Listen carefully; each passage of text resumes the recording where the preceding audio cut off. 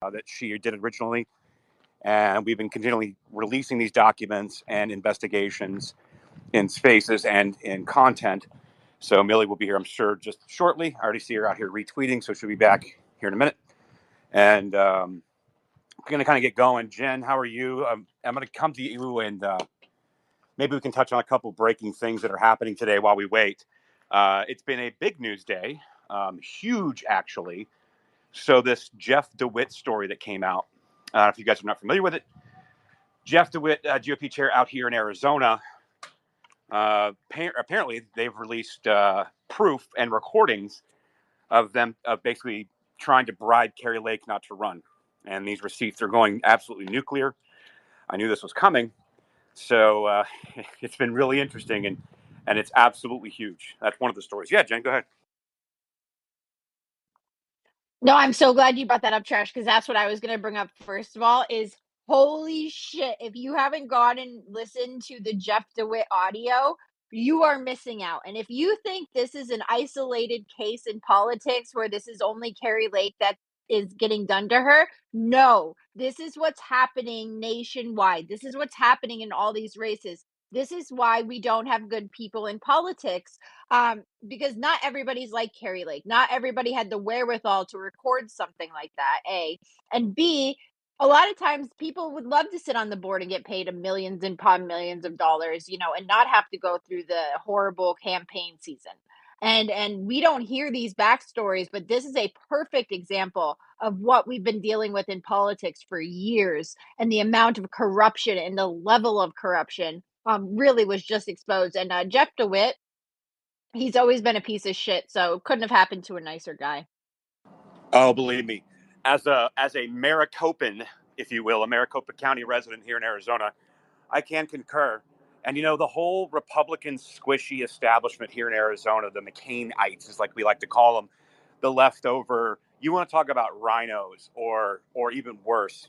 That is what Maricopa County is, and that's how it got to the place it's gotten. And we've seen the evidence of this in the last 3-4 elections. And so, but it really came to the forefront in 2020 and again in 2022. So, and then you can see how the system works. Even our own state reps that are supposed to be Republican, our own board of supervisors, all these people that basically worked anything they could to do anything they can to not only call on the 65 Project to go after Brian, who's one of Kari Lake's attorneys. I was talking to him at a happy hour. We were all meeting about election integrity, I don't know, 2-3 months ago. And they're coming after him. And just everything that's going on, to see it come out in public, this is just, I'm here for it.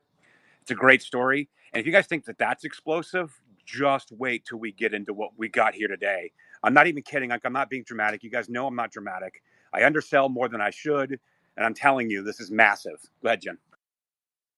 Yeah, Trash, I just wanted to point out the veiled threat contained in that audio, which Jeff DeWitt 100% should be investigated with.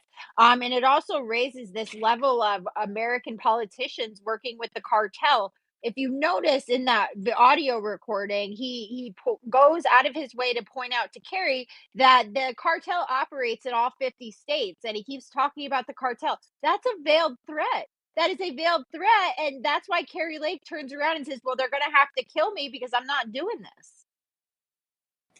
Yeah, and if you remember, there was, I think his name is Joseph Phelan. He came out with some investigation about cartels and Katie Hobbs, and I think that half the people kind of wrote it off like, yeah, I'm not really sure what you got going on here. And then you start hearing this audio, you're like, wait a minute. Like, whoa, wait a minute. What are we really talking about here? And if you guys don't know what I'm talking about, I think his name is Joseph Phelan, Phelan, I think is what his name was. And he came out with this massive report. They had a hearing on it about cartels and Katie Hobbs, who's our supposed governor, absolute blue-haired goofball nutbag. But yeah, so this is a fascinating story. There's something else I'm going to talk about, but I'm only going to talk about it because I need to address it because I deleted a post about it. But Storm, you joined the panel. If you want to chime in here while we're waiting for Millie. Yeah, I just want to figure out. Can you hear me? Yeah, you sound good. Oh, amazing. Well, just happy to be here, Jen, Trash. Good to see you. Sorry, T-Rash and Cheryl and Vinny. I just can't wait for the panel. I know that I am moving out to Arizona. So, Trash, can't wait to be a fellow neighbor and figure out how to fight the good fight with you. So give it about 4 months and our whole family is going to be out there. Can't wait. Well, man, we need all the help we can get out here. I'm telling you, and I'll get you hooked up with the right people to be able to join in on the fight here. We've got a lot of really, really fantastic people. I want to give a special shout out to Shelby Bush. I believe Jen knows her, and we're going to be pushing hard for her to get GOP chair out here. Jen, you had a little bit of history with Shelby, and Millie, welcome to the stage. I'm just kind of prepping and priming here. We're just kind of talking about some of the breaking stories from today. This massive story about the bribery scheme for Carrie Lake, trying to bribe her off, kind of what we're touching on. But yeah, Shelby Bush has done a ton of work for election integrity out here. You had some experience with her, Jen, didn't you? Yeah, Dustin, I know Shelby well. She's always been an amazing patriot. She's done so much hard work, not just around the newer stuff, but even going back to the Tea Party days. She's been around a long time, and I'm really happy to see that she's trying to be GOP chair, and we would be happy to help. Yes, let's go. So yeah, man, Storm, can't wait. We'll link up when you get out here. Pretty excited for that. So, okay, Millie, one more thing. Let me address something. I put out a tweet. It was a video of this guy. Sounded like an Australian accent. He's reviewing some new January 6th footage, and there's a hallway scene where it looks like one of the Capitol Police officers tosses a magazine into the hallway, and then there's a gun laying on the ground around all these cops. I put it out there because I was like, wow, that's pretty crazy. But I think I deleted it because I really want to pull it back. I'm going to need some verification, and I don't want to be one of the first people on it. I'd rather be right. So I deleted it. I put it down. I just don't know enough about it yet. It seems like a big story that I'm just not willing to grab onto until I have a little bit more receipts. So anyway, I just wanted to address that. Okay, Millie joined us. Welcome. And guys, if you goes down to the purple pill, if you guys could retweet the space, we've got about 220 people in here already. So thank you guys for coming in. This is probably going to blow up, and the story is going to be absolutely crazy. I'm telling you, this is going to be insane, and I'm glad you're here to hear it. And a lot of hard work and dedication and investigation all the way back to the Sunrise Zoom call goes to Millie. So Millie, thanks for coming. Here we go. Ready? All right. Yeah. Thank you so much. Thanks everyone for coming here today. All right. So I just posted it. I just published the article.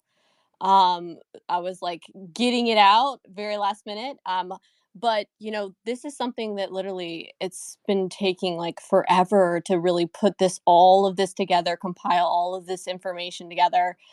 So I just want to kind of preface with it is going to be a rather long article, a long read, and I'd like you to think of it more of like almost like a real actual journal, in that most of it is literally just, it's pretty, I try to keep away from as much opinion as possible and really just kind of let them say it in their own words. So you're going to notice that there's a lot of quoting throughout this article. But yeah, there's a lot here to kind of unpack. So let me see. I tweeted out the article. This is something that you guys are probably going to want to, if you are at home, you're probably going to want to look at it on your desktop so that you can actually, scroll through, because a lot of the material is visual.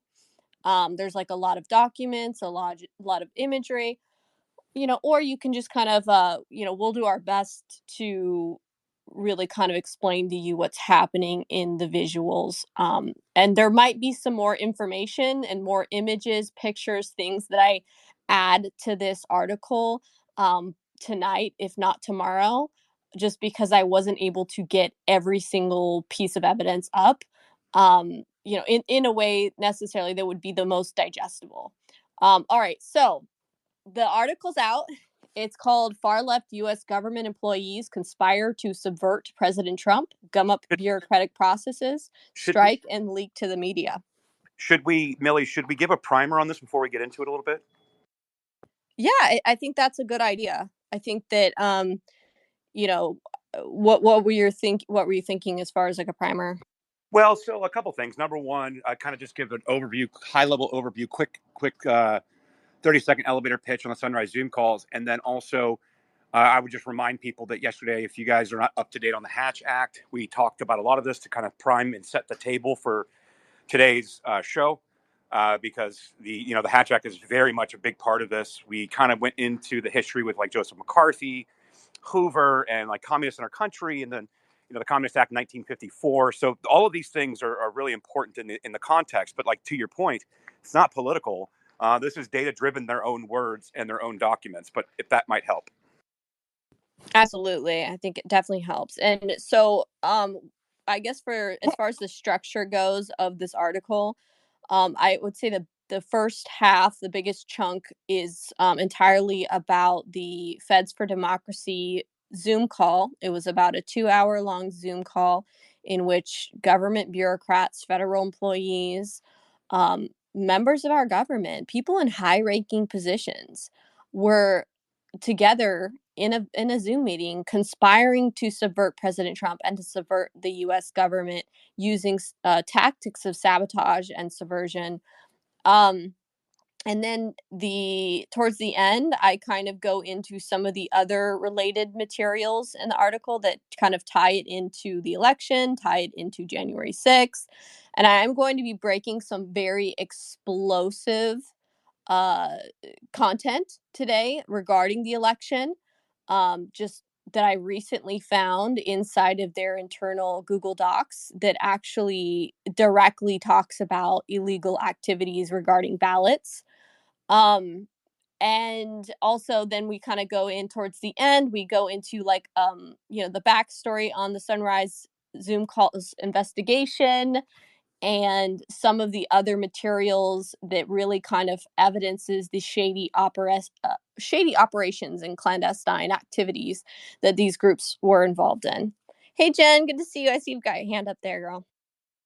Hey, Millie, good to see you too. Thanks for doing this. Thanks for being here. I just wanted to give everybody a heads up. When you click on Millie's link in the Jumbotron above, it's going to give you like a warning. If you scroll all the way down in tiny little letters, of course, it says proceed to the website. They've been doing this to Millie for years, where like anytime she puts up a link or something, it puts up this warning message, and it's hard to see that you can still proceed to the website. So if you scroll all the way down at the bottom, it'll say you can proceed to the website. And then we're also streaming this on QUX, Rumble, and Pilled. So hi to everybody there. Thanks for being there. And if you guys have questions, we will be checking it periodically to get some of your questions answered. So thanks, guys. Yeah, and to kind of give you a reason why it's throwing that error message. So the Gateway Pundit experienced this, New York Post experienced this. This is all still leftover algorithm suppression from 2020.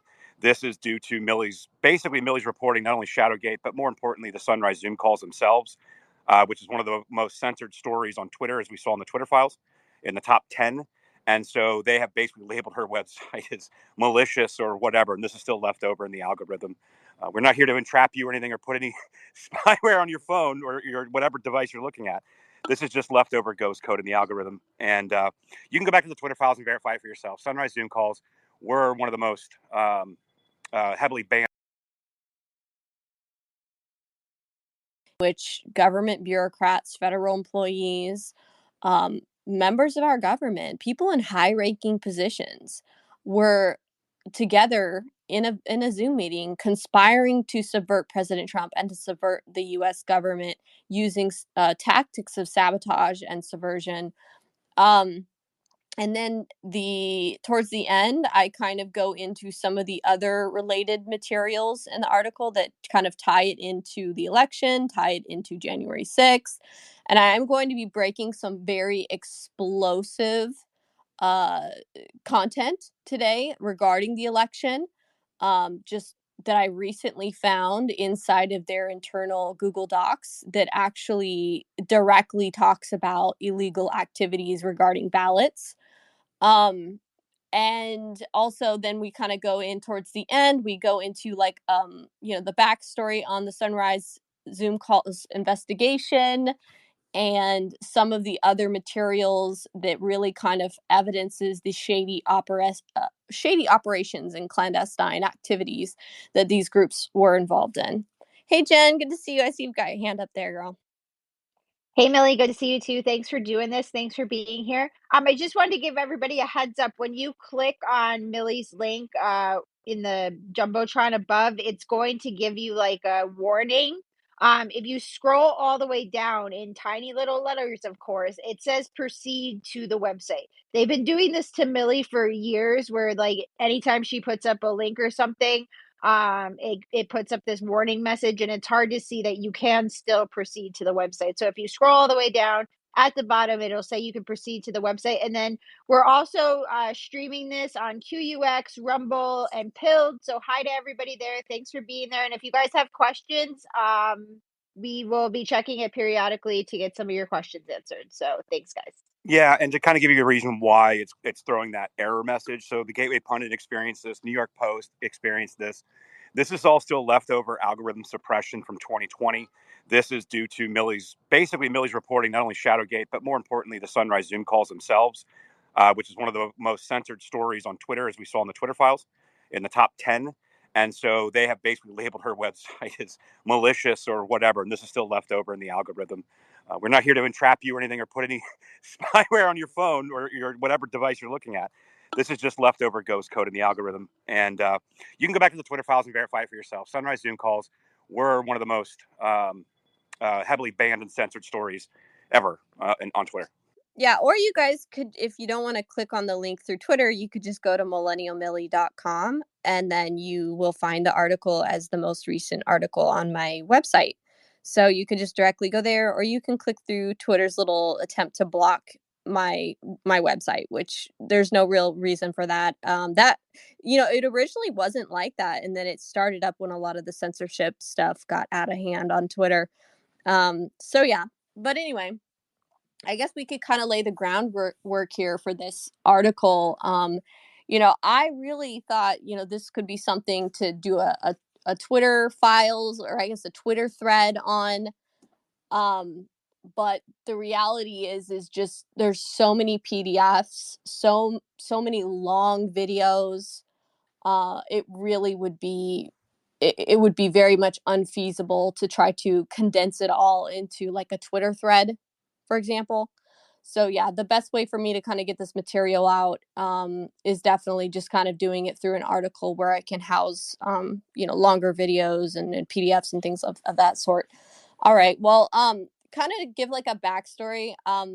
We did a space the other day talking about the Hatch Act and certain laws, and I think that it's important to kind of I guess briefly touch on what the Hatch Act is before we jump into this, because for you guys, it might not make as much sense. I mean, I think that most people hearing this will think that this definitely sounds shady and subversive, but they won't understand how much of an issue it is, how much of a problem it is when we have government employees inside of our government acting in a politically partisan way, and like subverting our own government policies and activities that are going on inside the government. So let me kind of read over some of the Hatch Act rules. I think some of the main ones that may apply here would be that you may not use official authority to interfere with an election while engaged in political activity. As a federal employee, you may not invite subordinate employees to political activity or any person with business before the agency. As a federal employee, you may not knowingly solicit or discourage the political activity of any person with business before the agency. As a federal worker, you may not engage in political activity while on duty in the workplace, wearing uniform or official insignia, or in a government vehicle. And you may not wear, display, or distribute partisan materials or items. And you may not perform campaign-related chores. So that's really kind of key here. And then I guess we have a lot of other people that we've invited up into the space that should probably be in here later on, that are going to possibly be able to clue you guys in from their perspective as federal workers on how the Hatch Act would apply in some of these instances. So, if those people come in here, I will definitely give them the floor to speak, to be able to kind of interject throughout this article when I'm reading over it.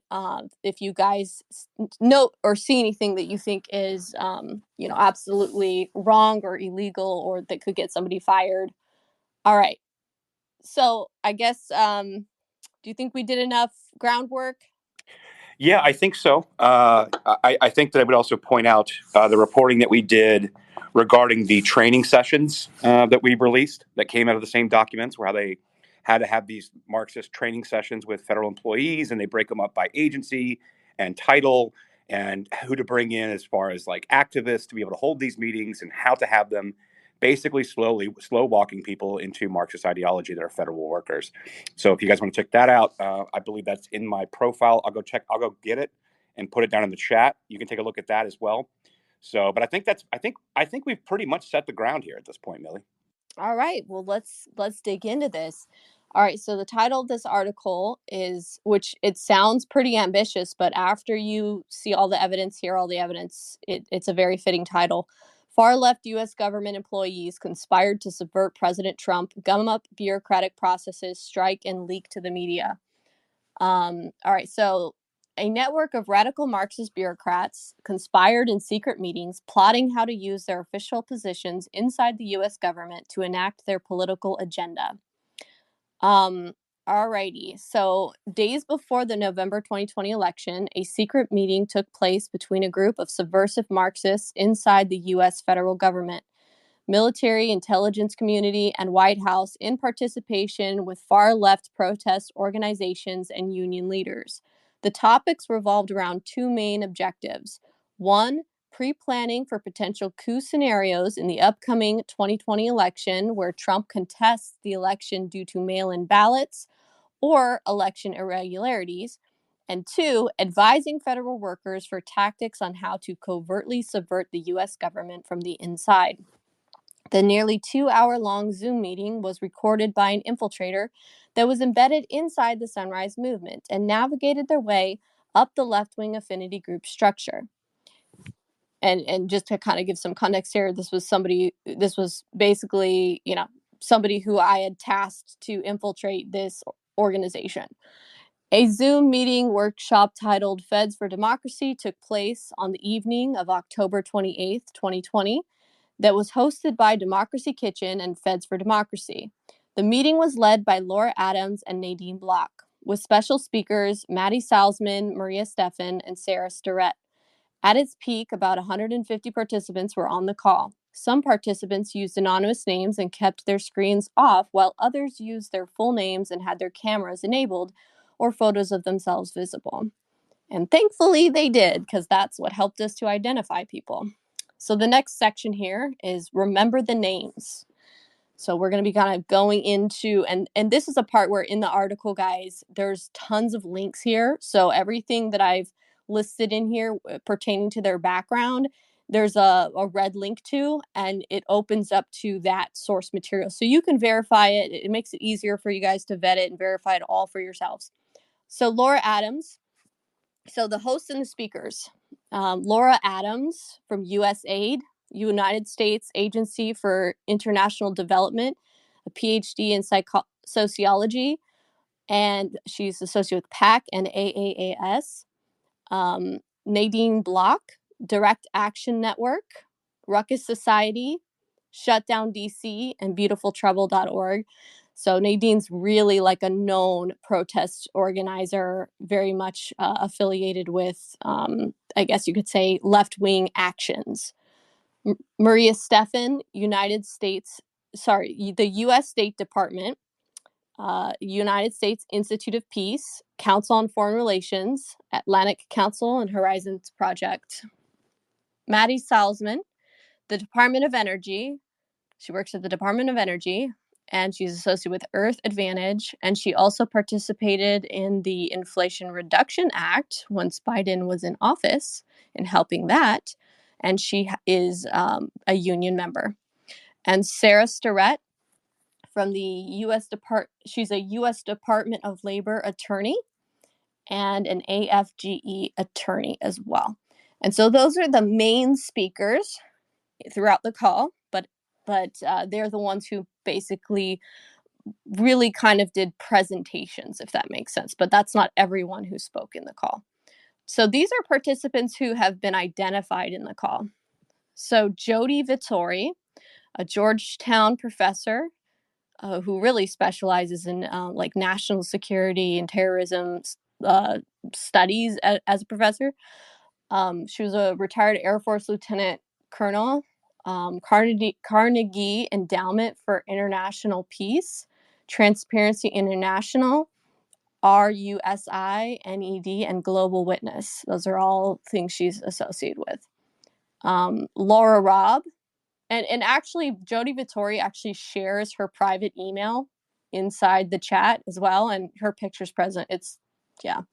Laura Robb, an analyst for DHS CISA and a FDA employee. Joseph Chip Hughes from the U.S. Department of Labor and the NIEHS.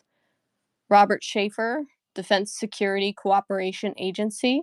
Presidential Management DHS, HHS, U.S. Department of Defense, National Security Council, law clerk for the Senate Judiciary Committee. So those are all things in his background. Barbara Dale, Brookings Institute. Neil Levine, USAID, DRG Center, legislative assistant to Democrat Ed Fagan. That's like a retired senator now. National Defense University, director of the Office of Conflict Management and Mitigation, Effective Institution Platform Project, and Center for Excellence on Democracy. Benjamin Abrams, Rise of the Masses, political sociologist, UCL, Contention, and ECPR. So Benjamin Abrams is associated with universities in London in the UK. Annie Danger. Now this one's pretty wild. Annie Danger, Democracy at Work Institute. She's actually a trans porn star. Okay, so be careful if you click on that red link, guys, because you might not want to see what's in it. Okay, because we're citing sources here. We're citing everything. Game theory art and abolitionist visions. And she also is a resistance artist. So she does art for like a lot of these left-wing resistance groups. Colin Rees, Oil Change International, which I should say he, honestly, to Annie Danger, because Annie Danger is actually, I guess, a male to female transgender. Colin Rees, Oil Change International, White House Council on Environmental Quality under Obama. Adam Hayes, Department of Energy, MIT, Sustain US, and Next Gen Climate. Joel Richards, Smithsonian lead web developer and DFL Forum. He also specifically talks about in the Zoom call that he works directly with Congress regarding, like, I think, libraries. Tim Nafziger, Congruity Works, Oha Valley Green Coalition, Watershed Discipleship, and Showing Up for Racial Justice. Chris Doles, Army Corps of Engineers, IFPTE Local 98 Union President. Herberto Leon works at the EPA and also was a university dean and Loyola University dean as well in this past. Andrea Crooms, Senior Advisor, EER, DC Water Board member. Prince George's County Department of the Environment. Michael Beer, Nonviolence International, Peace Brigade International, ACC Federation, Task Force in Governance and Election Reform, and Tiger. Margaret Alkin, Assistant Regional Counsel of the EPA. Tiana Litwack, U.S. Department of Agriculture, Litwack Illustrations, American Society for Collective Rights, Smithsonian Institute Illustrator. Chris Paddock, GSA, NFFE, Independent Voters of Illinois, War Resisters League, Chicago Greens, National Federation of Federal Employees, and Citizens Taking Action. Bill Reagan, Service Employees International Union and Shutdown DC. Shavondalyn Gibbons, DEI, ESG. So she does diversity, equity, and inclusion for NASA and affiliated with also the ACLU. Rosary Tusi, USAID, U.S. Institute of Peace, Obama National Security Council Executive Office, UNICEF, United Nations. Elizabeth Wyand, U.S. Department, HHS, PFRH, the National Abortion Federation.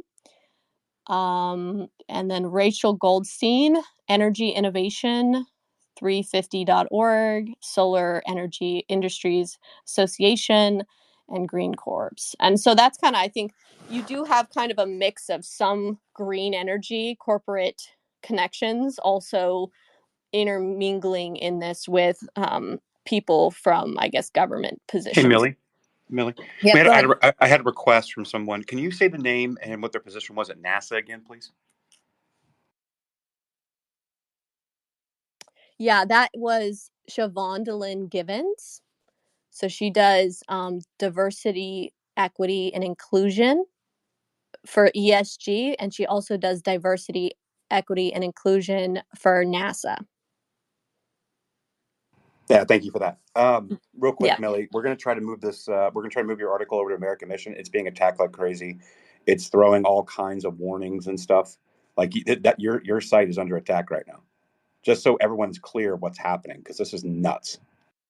It shouldn't be. I mean, Twitter always has a No, thing where it tells you like to click to continue. nope, So no. So what it's doing is, I'll just tell you, I tried to load it on 3 different browsers on my computer, all the same, as well as when I load it from and I go through the warning, it basically blanks out. It blanks out the website. It won't load it. So it'll show a little bit and then it just won't load. It's yeah. okay, that's really weird. Let me see if I can figure out what to do with that. Let me see. I've never had that problem before. Oh, wow. Okay, no, it just says warning link may be unsafe. I can click through it. It just does that thing where it So, says, Millie, Trash and I are getting a bunch of messages on the back end from people who are not able to even get into the website. well, how do we know those are trolls? I'm experiencing it myself. Okay, Yeah, so no, maybe like there's a these are our browser thing. friends in this space who are trying to get to your article who can't open it. That's what we're saying.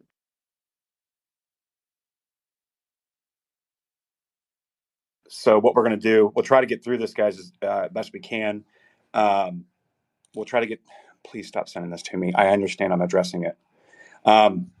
So I think what we can just keep doing is trying to go through it, and then we've got somebody on the back end that's trying to load it into another site as well that does not have all this on it because it's under attack completely right now.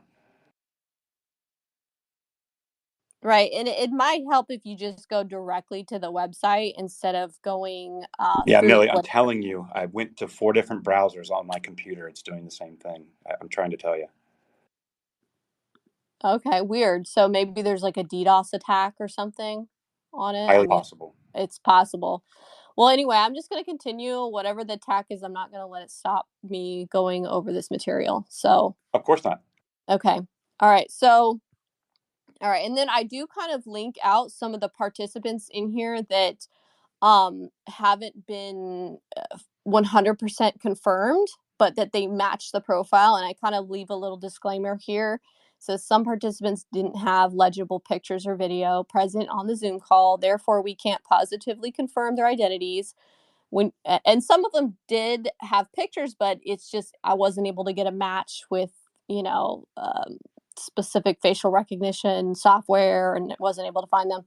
So when you see possible match, these are people that I found with the same name that fit the profile. However, I'm not making a claim that the possible match was verified present in the Zoom call.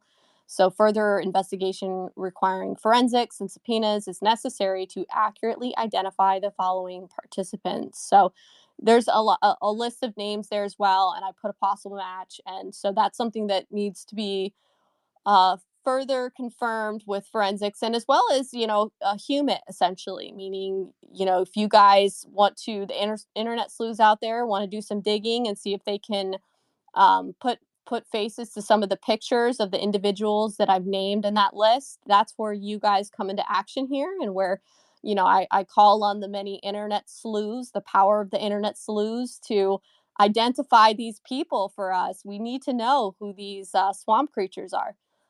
All right. So, let me let Magna Republic up here. Okay. All right. So Feds for Democracy Zoom call. So group norms and expectations.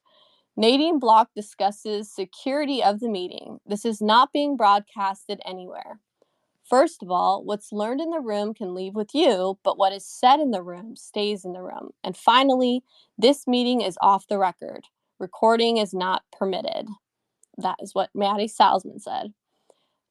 So right off the bat, they're kind of like really kind of laying the groundwork that, and that's exactly what we had talked about earlier as far as like in the facilitators guides. They specifically are following that facilitator's guide format. So when they're saying what's learned in the room can leave with you and what is said in the room stays in the room, when Maddie Salzman is saying that, she's literally referencing exactly what's scripted in their facilitator's guide for them to say. Workshop objectives. We have 2 main objectives to explore: defending our democracy in the federal workplace in the event that Trump attempts to steal the election. And then the second objective, very much linked to that one, is that you will leave the workshop with some next steps to prepare for post-election scenarios and with actions and tactics that you feel comfortable employing in those scenarios. So in other words, this is somewhat of a sort of information sharing, but then also very much an action planning event, quote Maddie Salzman. All right, so I'm going to play a video clip where they discuss safety. Here you go. A couple of notes on your own safety and the safety of the others that you are working with tonight. Please disclose only as much information about yourself as you're comfortable with. As I mentioned earlier, feel free to keep your camera muted. Feel free to change your name when you're introducing yourself in breakout. Use your name if you want, your agency or department if you want, or talk about what your favorite meal is. Find a way to introduce yourself that you're comfortable with. If you're talking about actions that you might take yourself, I encourage folks to speak hypothetically. If someone were considering doing X, what might the problems be? That way there's no implication that that's actually something that you've said you're going to do. Just keep things hypothetical. And then if there's a discussion emerges, especially in the breakout group, of some very specific actions that you want to take or something that might be higher risk for people in your group, definitely get each other's contact information and form a Signal group to talk about that. Signal's an app that's very secure, end-to-end encryption.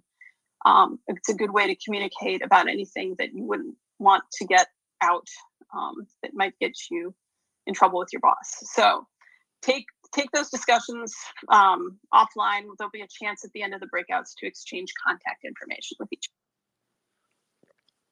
other. All right.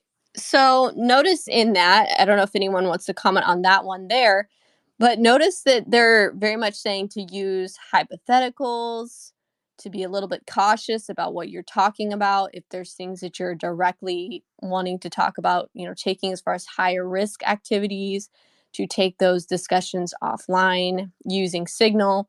You'll notice that all throughout, when they're talking about doing more clandestine things, they usually refer people into Signal or other private encrypted means of communication. Yes, Magna?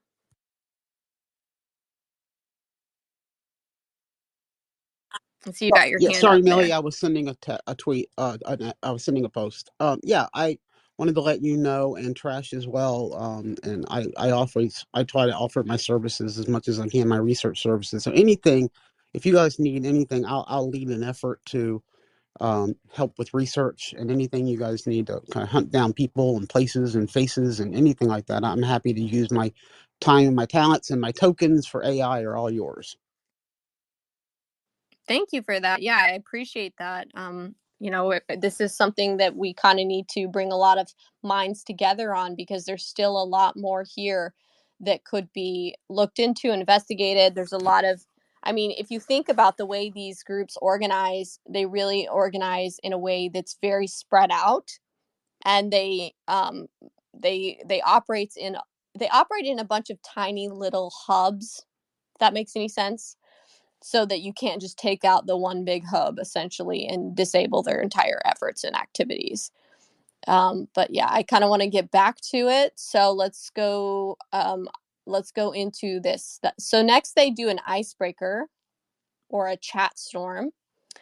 And this is essentially to, after getting the scary warning that they all got, to kind of to break the ice and to get people feeling united and calm.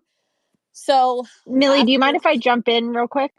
yeah, okay. So yeah, I just want to point out the reason they're putting up these warnings and stuff in this beginning clip is because they know what they're doing is illegal, and that's why they go out of their way to point out Signal with the end-to-end encryption. That's why they're telling them, oh, only share the information like you're willing to, feel free to change your name, because like we don't really want people to know who's on this call, but we know you have to be on this call. That what they knew going into this, what they were doing was illegal. 100%, absolutely. Yeah, that's one thing you'll see, that they try to be a little bit discreet, but I guess as you'll also see, they really fail hardly at that throughout this call. So they do the icebreaker, which is where Laura Adams tells them all to essentially everyone type in your chat and then bombard the chat with like, what's one thing you hope to get out of this call, or what's one thing you want to come away from this call.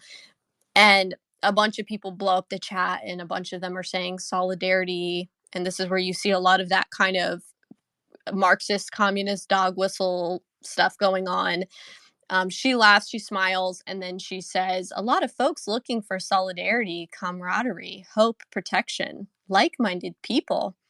So it's kind of a coded way of, just feeling like, okay, we have this, we're all in this together. We have unity here. We are on the same principles of camaraderie and solidarity.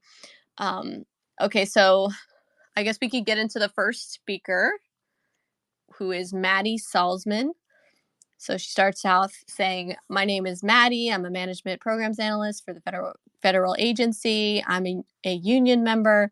And I'm going to go ahead and play a clip here where she's talking about that the election is at risk, because a lot of the topic in this is surrounding actions and activities around the election, but also around Trump.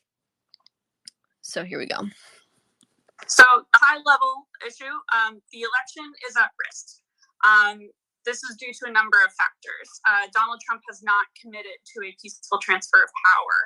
Instead, there's been significant fear-mongering about risks associated with mail-in ballots, which has been rampant.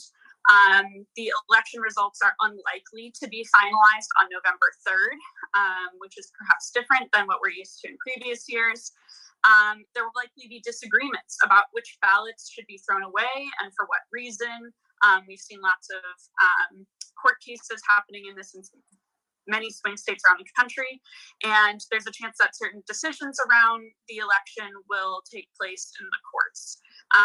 So there's a lot going on right now, and as we're all aware, the election is now less than a week away. So next slide. So I wanted to pull out a few quotes of what Donald Trump has said on the election. I think to what these leaders are actually saying and to take them seriously.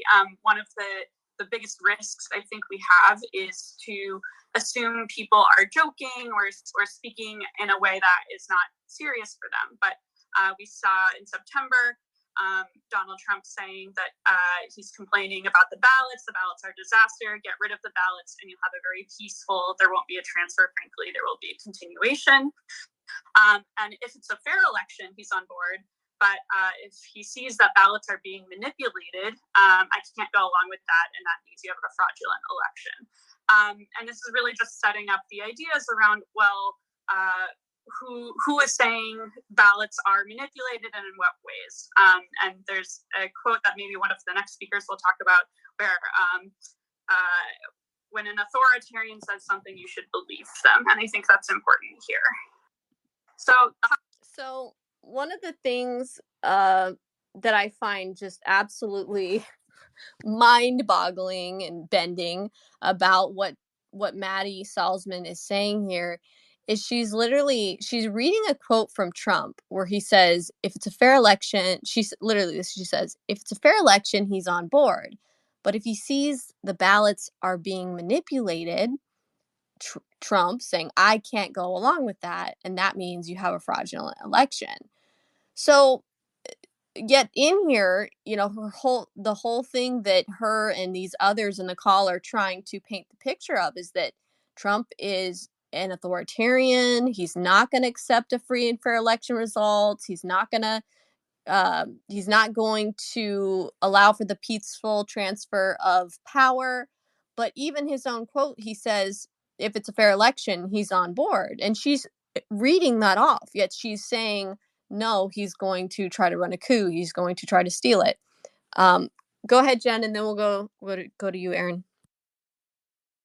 Yeah, I mean, I just want to point out, like, this lady isn't a fortune teller. They knew that they were going to steal the election, and all of those steps that she said, well, this will happen and this will happen, because those are the steps that are supposed to happen when an election is being stolen. It's supposed to go to the courts. It's supposed to do those things. So they knew on its face that they were stealing the election, and then this is the steps that Donald Trump is going to take to try to win it back, because he was the duly elected president. Like, Yeah, exactly right. And actually, so for anybody listening and be like, okay, you guys are full of shit, that's not true. I'm going to put two documents down below. One was called the Transition Integrity Project. It was done by the Berggruen Institute by Nils Gilman and Rosa Brooks in August of 2020, where they war gamed the entire election through these war game exercises and then acted accordingly. They then produced a document called the Count. And what the Count does is what the shock troops were supposed to do on the ground once the election started taking place, and what they were going to do to hold it back. So I'm going to put both those documents below so we don't have anybody saying this is BS, because what they're talking about in this video is coming from these war games and documents, and people like Norm Eisen, Nils Gilman, Rosa Brooks, Zach Mallitz, Becky Bond, and many other people. So that's what they're referencing here. Sorry, Mill, I just want to get some context. Oh, no, thank you for that. And that's exactly right. You will find out that throughout this, the running theme, it becomes very obvious that they are referencing those documents. They're referencing the Transition Integrity Partnerships document as well as the Count, because those are documents that they were internally sharing in their movement resources. So these are documents that they were circulating, passing around, as well as another one called Hold the Line. All of those are in this article, and you can download them inside this article on my website on millennialmillie.com. So there's also, you can also go directly there and download it as well. And we're going to get to that as well. I've got all this stuff jam-packed in this article. But yeah, that's a really good point, because this is exactly what they're doing. They're reading off of those materials for this PowerPoint, essentially, that they're doing inside of this workshop for federal workers. All right, so we did the elections at risk. Now we're doing thwarting a coup isn't a coup, right? So you're going to notice here, there's a lot of language around calling it a coup and saying that Trump is going to do a coup, essentially, if he contests the election. But they're saying that it's okay for them to stop it or thwart a coup, and that they can take these drastic actions. And even really, they don't say it directly, but throughout the call, they instruct people to take illegal actions. That to them, it's justified because, they're stopping a coup. But what you'll find out later, which I evidence, is that this is all a deception tactic, because this is the group of people that has been sabotaging and subverting Trump from the very beginning, before he was literally even inaugurated. Okay, so I'm going to go to this clip really quick. So speaking of coups, I also want to be upfront that it is a coup to refuse to honor the results of a free and fair election. It is not a coup to act against a government or officials who are trying to prevent a legitimate transfer of power. We believe that every vote must count. We must count every vote. and we must take action to protect democracy. Thwarting a coup is not the same thing as a coup. It's protecting democracy. There's going to be a lot of narratives around what is happening, what should be happening, what do things mean, and I think it's really important to be centered in what any of us know is right. Next slide.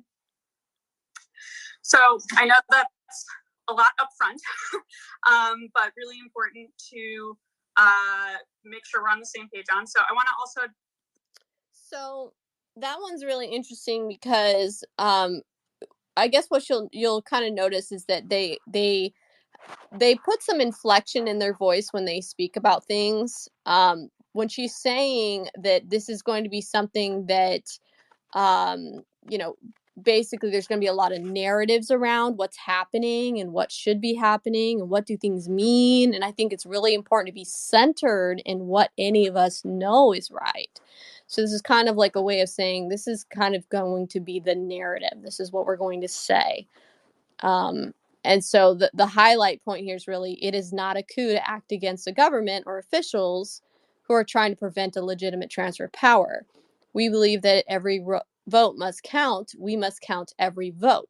So there they go again, laying that groundwork over, you know, every vote must count.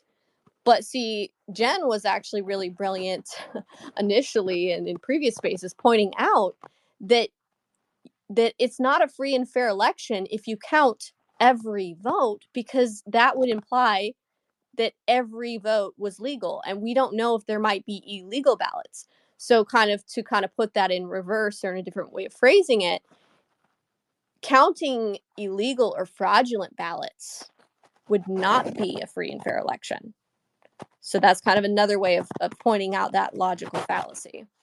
All right, so now we have power and responsibility. So this is where they're kind of emphasizing that they as federal workers have power and responsibility to act. We have power and responsibility as federal workers. Rules have meaning because we decide they do. We decide to enforce them. Maddie Salzman. The rest of the country looks to people like us in roles of kind of the norm to look at what is normal and allowable, and we can help shape a public opinion of what is right. So then they go into tactics depend on your role. So then they kind of show a little bit of that grid that they took. You could tell they took it from that the federal, the actions for federal activism resources for federal workers guide. Okay. Yeah, we haven't put that out yet though. Well, it's in this article, so it's out Okay, now. Cool. But yeah, they put a little like tiny excerpt from that up on the screen when they were doing the Zoom call, and just kind of showing the people like that your tactics depend on your role. So you can take different tactics depending on which role you are inside the government. So they've got like, you know, policy enforcement, civil service versus armed services or political appointees or administrative logistics or research development, and different positions in the government. You can take different tactics. So here's a quote from Maddie Salzman. One important aspect is to think about what are the tactics you should take, depending on your role. There's different types of roles in the federal government, and that means that there's different roles that could be appropriate for you to take. So that really emphasizing what are the tactics you should take. Then they go to ideas for Fed organizing. And at that point, they say we should continue conversations on direct action and how we can stand in solidarity with others, especially protesters in other communities. So this is where they're kind of talking about working on the outside with the protesters as well, and standing in solidarity, which is more of that kind of communist dog whistling. There's things we can't do on our work hours, but taking leave means you are not on your work hours. Taking leave gives you the flexibility and the possibility to be involved in other activities that are going on. So this is kind of interesting because there's a lot of like emphasis here on kind of trying to skirt the line with the Hatch Act and them taking leave at strategic times to go be involved in I guess you could say, their actions, their political actions and efforts. And so quite a few of the participants in the call had mentioned that some of them were on leave and they had taken a strategic leave. So I guess anyone want to comment on that, or should I keep moving on? Well, real quick, there's a couple audience questions. People that are familiar with this, government workers. One of the questions they asked were, did they participate in these meetings in their official capacities? And when you listen to the intro to this call, I think that question is going to need to be answered. So were these people representing themselves as also a part of X, Y, and Z office, even if they were quote unquote on leave? I think that's going to be some questions here that probably we should answer before moving forward, because you have the video. I've not had a chance to review everything you put out yet, because I know you've been scrambling to put this together for today. And I'm driving now, so I can't look. But that's going to be one of the questions. No, I think that makes sense. And I've thought about that. And I know that they preference, a lot of times they'll say, I'm from the Department of Labor, or, you know, they'll introduce themselves as having those, you know, I guess, official titles and roles in government. I think I do remember one of them said, well, I think it might have been official capacity. But the problem, like the reason why this isn't going to hold entirely, as you'll see, is as we get more into the content, what's being instructed is to use their official capacities inside the workplace to subvert the government, slow down policies. I mean, they specifically give a guide and tactics and actions, and they're basically instructing themselves and others to engage in using their positions of power inside the government to engage in political partisan activities as a unified force, if that makes sense. I would say, like, to that, the only reason they're on that call is because of their official capacity, because their official capacity has the ability to impact the election. So I mean, this isn't just like a group of people they like got off Craigslist, or like, you know, like rounded them up on the street because they needed bodies, right? These are strategically picked people in order to be on this call, using their professional position within the government to subvert the voting process and the rights of the American people. I think that's a really good point, Jen, and the fact that they titled the call in the workshop as Federal Workers for Democracy as the name of their actual call. So, you know, I think they're kind of really trying to skirt a line there that could easily be pierced, especially when we start getting into some of this other stuff where they were, you know, encouraging people to use their official capacities to basically subvert the U.S. government, and especially subvert. Secretary Austin? I do. Let's get into Maria Stephan. So now Maria Stephan is speaking. So she says, it is really great to be with you all in solidarity during this critical junction in our country. So there's the solidarity dog whistle again. I've spent the past 2 decades focused on what Representative John Lewis referred to as good trouble, notably how people can use nonviolent action, which, remember guys, that word doesn't mean what you think it does. It's a definition for something else. How people can use nonviolent action and people power to advance rights, freedoms, and democracy. I have studied as an academic and as a researcher dynamics of authoritarianism, how authoritarians around the world have attempted to steal elections. And I've also focused on when and why movements for democracy have succeeded. At the same time, I have worked in the US government. I have worked in the State Department for over 5 years. And then in the article, I show a picture of her book that she wrote called Why Civil Resistance Works. And it says, the cover of Why Civil Resistance Works, co-authored by Maria Stephan, features an illustration depicting a communist red fist hidden inside a hand doing a peace sign, which I think is really a perfect illustration for what this nonviolent action really is. It's a communism hidden within a peace sign. She says, We are explicit. This is a quote for her book. We are explicit in conceptualizing civil resistance as a form of unconventional warfare, albeit one that employs different weapons and applies force differently.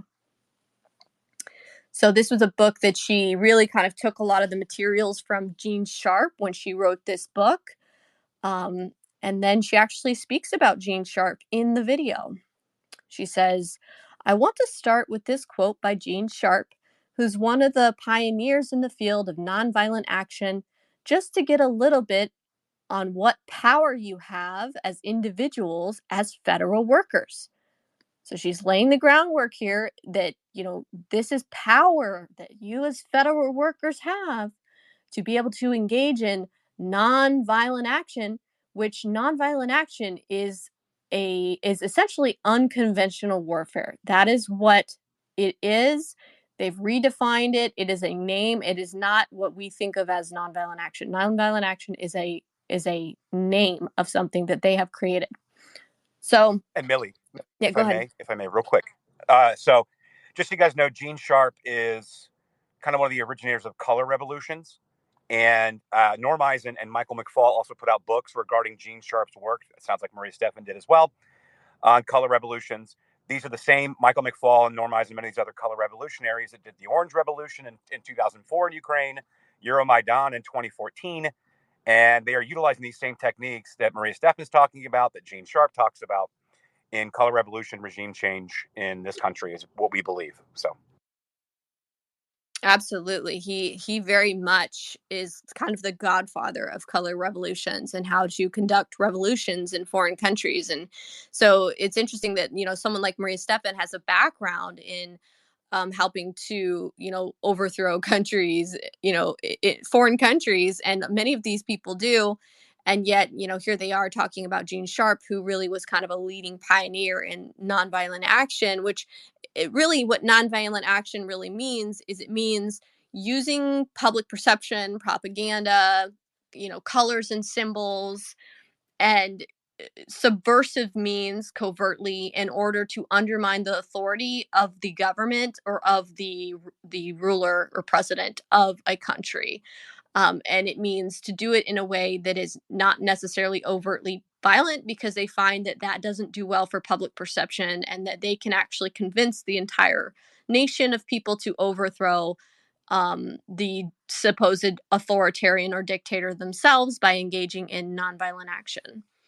So she quotes Gene Sharp as saying, she says, so Gene Sharp said in Politics of Nonviolent Action, I think I actually have it in here where you can hear her say it. By themselves, rulers cannot collect taxes, enforce repressive laws and regulations, keep trains running on time, prepare national budgets, direct traffic, manage ports, print money, repair roads, keep markets supplied with food, make steel, build rockets, train the police and the army, issue postage stamps, or even milk a cow. People provide these services to the ruler through a variety of organizations and institutions. If people would stop providing these skills, the ruler could not rule. So that's Maria Stephan reading off a quote from Gene Sharp. And here's her talking about Gene Sharp.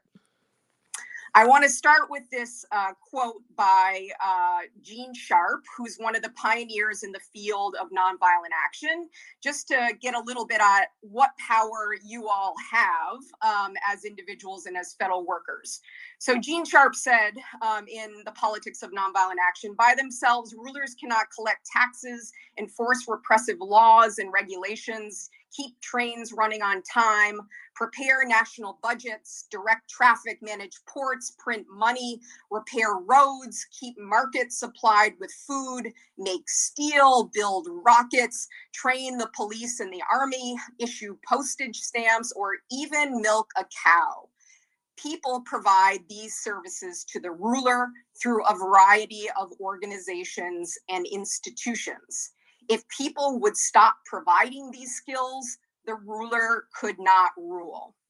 And just as an added insight on this, specifically focused on bureaucrats, President Harry S. Truman famously said, "I thought I was the president, but when it comes to these bureaucrats, I can't do a damn thing." So the bottom line with this is that we all, as ordinary people and as federal workers, have power. Next slide, Laura.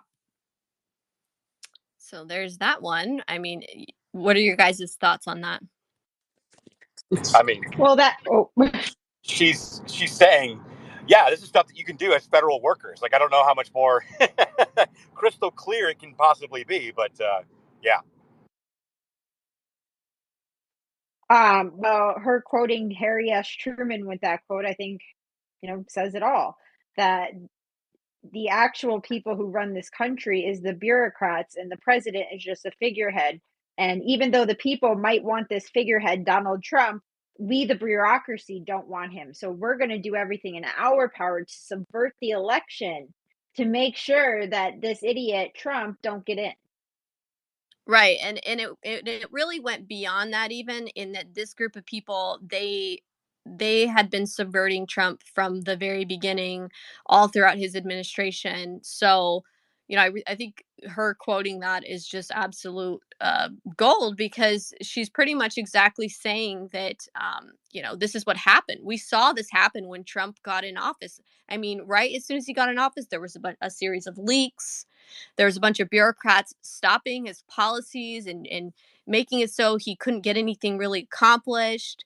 I mean, they were at war with him from the very beginning. And it just kind of goes to show there's a serious problem within the federal government, a serious problem, which Trump then later in the presidency tries to address. It's totally disgusting. I can't, just the quotes she made, the books she's her reading list is so narrow mind. I just cannot even begin. It's so disgusting. It is. So then I put a clip from How to Start a Revolution, which was a documentary about Gene Sharp. And it's just a little clip that really kind of explains who Gene Sharp is. So Gene Sharp was the world's foremost expert on nonviolent revolution and has been described as the Machiavelli of nonviolence. This is a technique of combat. It is a substitute for war and other violence.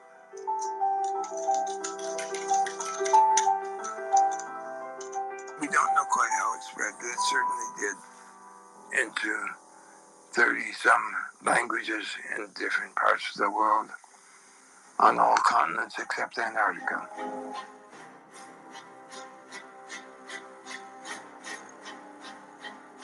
Says the lessons from Gene Sharp's books are used by revolutionaries all over the world. Colors and symbols, and it shows in the video examples of color revolutions all across the world.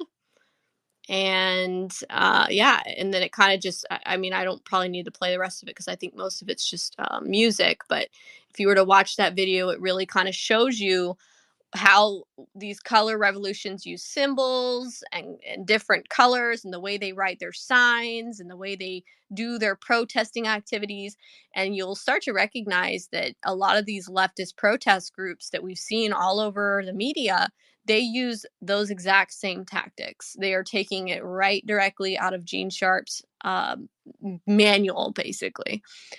All right, so disrupting the pillars of support. Oh, one more thing though on that. That first part of that clip is actually Gene Sharp as a little bit younger speaking.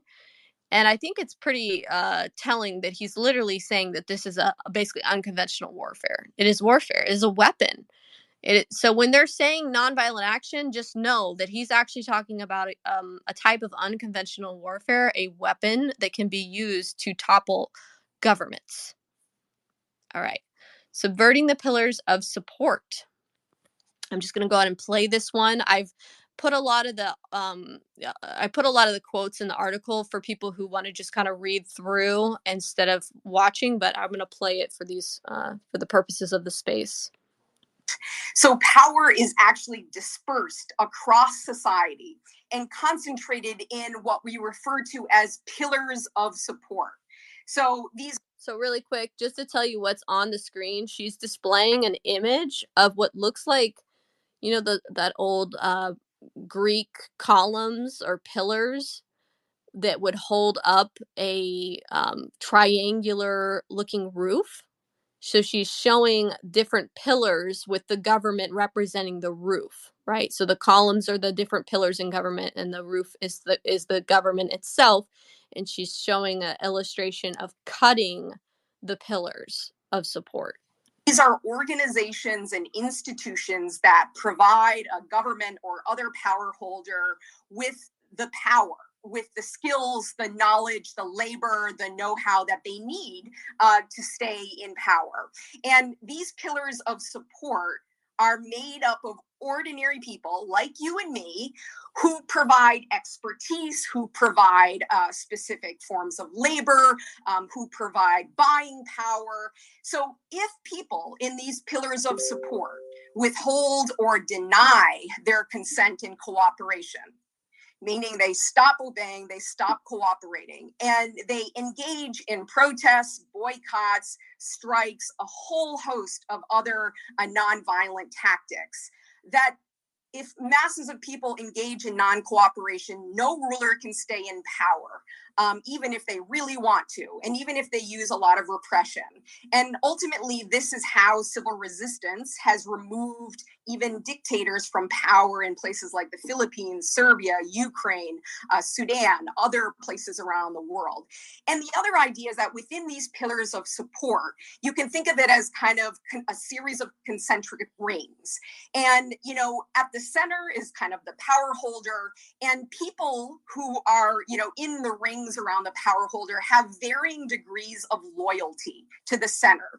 So, you know, those who are maybe closer to the center, and this uses the example of, you know, the military kind of starting with generals and going out colonels, foot soldiers, but you can think about this in terms of the bureaucracy as well, kind of going through the different hierarchy, that the people who are maybe closest to the center are more likely to obey, less likely to challenge authority. But as you go out to those outer rings, people are going to have less loyalty to the center, to the power holder. And these people are really key allies. And ultimately, you know, the goal in effective people power is to bring people over to your side, to get them to shift loyalties, to get them to move from the center to the outside. And as we know, and as Maddie, laid out so nicely, bureaucracy is a really powerful pillar. And, you know, federal workers have unparalleled familiarity with the bureaucratic process. They know how to speed things up. They know how to slow them down. They have access to critical information about policies that are being considered and implemented. They can participate in internal decision-making. They can provide or deny knowledge and expertise that those at the top of the bureaucratic totem pole need. Okay, so yeah, that one, I think, you know, she really, just to show you what the different pillars are labeled as in this illustration, she's got the different pillars labeled as bureaucracy, police, media, business, and then obviously the main one, generals, officers, soldiers, you know, the concentric rings inside of a pillar. And so she's really talking about toppling a government by taking out the pillars that support that government. That's what she's describing. She's describing how to topple a government. I mean, there's nothing really, I don't know how anyone could really say otherwise. I mean, what are your guys' thoughts? How do these people have jobs? I mean, if somebody did that to me within my own company, I would trash them in 2 seconds flat. I mean, she's talking about to deny information, pertinent information on a topic to gain power in her own sphere, as opposed to supplying it to the person who's supposed to be making the decisions, our direct representatives. So, That's well, disgusting. Magda, I think that it's probably best. We'll probably take a pause here. If you feel that way and others are feeling that way, maybe that's an indication that I need to kind of paint a bigger picture here. I want you to imagine the average federal worker, the average, I don't know, suburban white woman that's working within these offices or whatever, or a marginalized, quote unquote, marginalized group, and you've been fed nothing but propaganda. Social media has done nothing but censor and astroturf bad ideas, these ideas, and crush actual truth, real ideas, and actually top conversations about truth and liberty. These same people went through public education, most likely, and most likely ended up at one of our universities before they got their job within the government. This has been a very long process, and the language that they use specifically is this oppressor model, and that Donald Trump's an authoritarian, and Republicans in freedom and liberty, and so you have to do at all costs to save this country. And guess what? You, that's been clocking in and out for 20 years, and that's all you've done, nothing really else impactful, you now get swept up into something and believing that you're going to be saving the country, right? So, like, it's really important to paint this picture. You only need a few radicals and a bunch of vulnerable people for this to be pulled off. And that's what they're doing. And it's a slow walk. It's the perversion of language. It's the tactics used to create this image in their heads and to make it we're empowering them. You know, you watch these movies where they show like the mundane life of working in corporate America. In the government, it's 3 times as worse. And so this is essentially the product. This is what they're doing. So just kind of paint that picture so you understand, not to mention the barrage of censorship and astroturfing of all these ideas because of big tech over the years, and colluding with legacy media, saying the same things, the Joy Reids of the world, and Minka and Joe in the morning, and all this stuff. It's a perfect painted picture of how susceptible these people were. So sorry to interrupt, Millie, but to answer that question, I think that needs to be painted here again, and why we put so much effort into going after this stuff. No, I think you're absolutely right. I think that, you know, there's a good amount of people that are just being kind of groomed into it. But then there's obviously the more radicalized people that are trying to recruit people to their cause and to their partisan political agenda. And it is very much a very progressive Green Party Marxist agenda that they have. I mean, that is really the underlying tone here throughout this, is that this is something where, you know, these groups are acting together to enact a very partisan political agenda.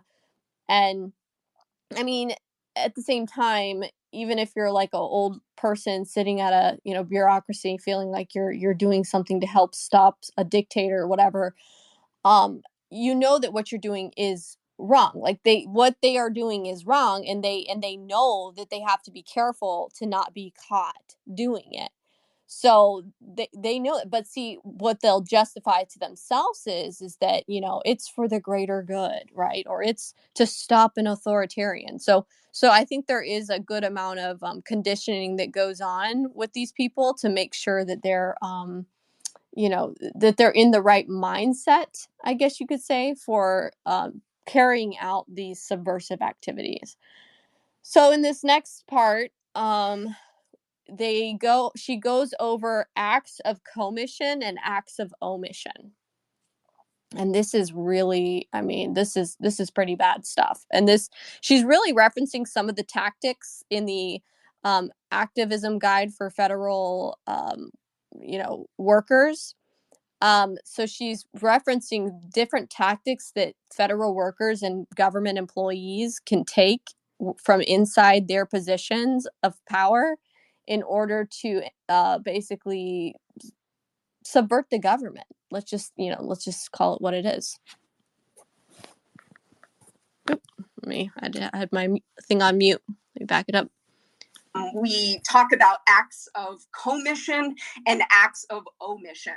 So acts of commission are things that you do that you either are not expected to do, or that are contrary to, you know, what the opponent, in this case, the enemies of democracy, want you to do. So in this case, you know, an act of commission would be, you know, as federal workers, asking very specific questions, exerting your voice in the workplace, joining with colleagues to make the case for why something may be illegal or unethical. Another act of commission is the wearing of symbols, which seems like you know, a small or a minor thing, but it's actually really powerful when lots of people are showing unity and solidarity by wearing symbols. Symbols can be nonpartisan, they can be pro-democracy, and part of me thinks that symbols may be an important way for feds to show support and solidarity around democracy and the integrity of our election or after November 3rd. Another act of commission is creating a paper trail. So producing a very clearly written account of the problem in question and the actions that are taken to address it. And this is really, I think, in this moment where there may be uncertainty, conflicting messaging, potentially illegal orders, for civil servants, federal workers to engage in meticulous documentation to challenge the policies or the directives that they deem unethical or unconstitutional, particularly when the orders are given verbally rather than in written form. And another act of commission, albeit highly, risky, and there are a number of great downsides, is leaking. So leaking information about pending or actual policies with journalists, with activists, influential people on the outside. But this, really should be used very judiciously, only on truly significant matters, because most disclosures outside of formal internal whistleblowing are at minimum a violation of contractual duty, and they may put leakers at significant legal risk. And of course, if information is classified, employees can be fired or criminally prosecuted, as Sarah may talk a little bit about. So I saw your hand shoot up there, Aaron. So I wanted to let you chime in for a second here before we keep going on some of these acts of commission. Yeah, no, there's actually an example that we had prior to the 2022 midterm election. And what she says is it needs to be big, it needs to be impactful, but it needs to be sparse. If you guys remember, one of the clerks, somebody leaked at SCOTUS that they were going to overturn Roe v. Wade before the 2022 midterms, if you don't remember that. And what did that do to those 2022 midterms? Heck, what are they doing right now with it? Right? So they're not able to argue anything about their policies. But the one thing they can say is women's reproductive rights, women's health. And they pounded that and they pounded that. And they used abortion and the perversion of what Roe v. Wade actually was. And that was a strategic leak. So that's an example in recent time of exactly how this works. Oh, yeah. And they actually give examples in the Zoom call of using the tactics and times that it has worked. So they actually give very specific examples that they have firsthand knowledge of. So, yeah, I mean, this is something that, they're saying it themselves. I'm not having to say it. They're saying it themselves. They're the ones saying that, these are acts that they can take regarding, subverting the government, which is leaking documents. And then the next one, be it create parallel structures or self-organizing units, which she's going to get to. But that one's pretty bad in itself as well, because they're basically creating little conspiratorial networks inside of the government. So another act of commission is creating parallel structures or self-organizing units. So organizing in the office place, in the workplace. This is particularly important in the event of abuses of power, unethical activity, to be able to self-organize, make decisions without obeying or legitimizing certain decisions that are made. So in terms of acts of omission, meaning things that you don't do, that you're expected to do, or that you're being asked to do, first is, rejecting loyalty oaths, being called upon to swear a loyalty oath, around a candidate, an individual, particularly when the outcome of the election is still in doubt, very important thing, and to foster frank internal debate and transparency with outside stakeholders whenever possible. Another act of omission is going slow or slow down. So basically people, bureaucrats, federal workers performing their duties at a foot dragging pace, which is less likely to attract attention than an overt strike, and has been used in a number of different cases. And then, another higher risk effort would be a labor strike or a walkout. Would likely be illegal, but it's kind of a high risk, high impact, a nonviolent action that federal workers can take if they deem it necessary. So, okay. So there you have it. And these are things that you're going to want to pay very close attention to, these acts of commission and acts of omission, because further on in the Zoom call, they specifically use those hot button words, and they describe those very things that has been done previously and that have been effective, right? So they're talking about the tactics they're teaching, and then they'll say, here's an example of when that worked well, and then they'll talk about creating a paper trail, right? That's a hot button one, or doing leaks, right? Or going slow, or gumming up the gears, gumming up the bureaucratic process. So these are all really key terms that you should pay close attention to. So obviously the first one, I'll just to go over them because this is so important. I cannot kind of I can't, get it out there enough for everyone. So ask questions, federal workers asking very specific questions, exerting your voice in the workplace. And, they kind of use that tactic to ask questions to kind of make things, to challenge things, to kind of undermine other efforts or policies and kind of make their voices heard. Wearing symbols. So wearing symbols is a way for them to show unity and solidarity in the workplace. So they might wear symbols that are technically, they could try to skirt the line and get away with saying that the symbols that are wearing are nonpartisan, when in actuality they are partisan. And the U.S. Department of Labor lawyer, Sarah Sturrett, later on gives a prime example of this in the video where she actually stands up and tilts her camera down and shows her Black Lives Matter shirt that she's wearing.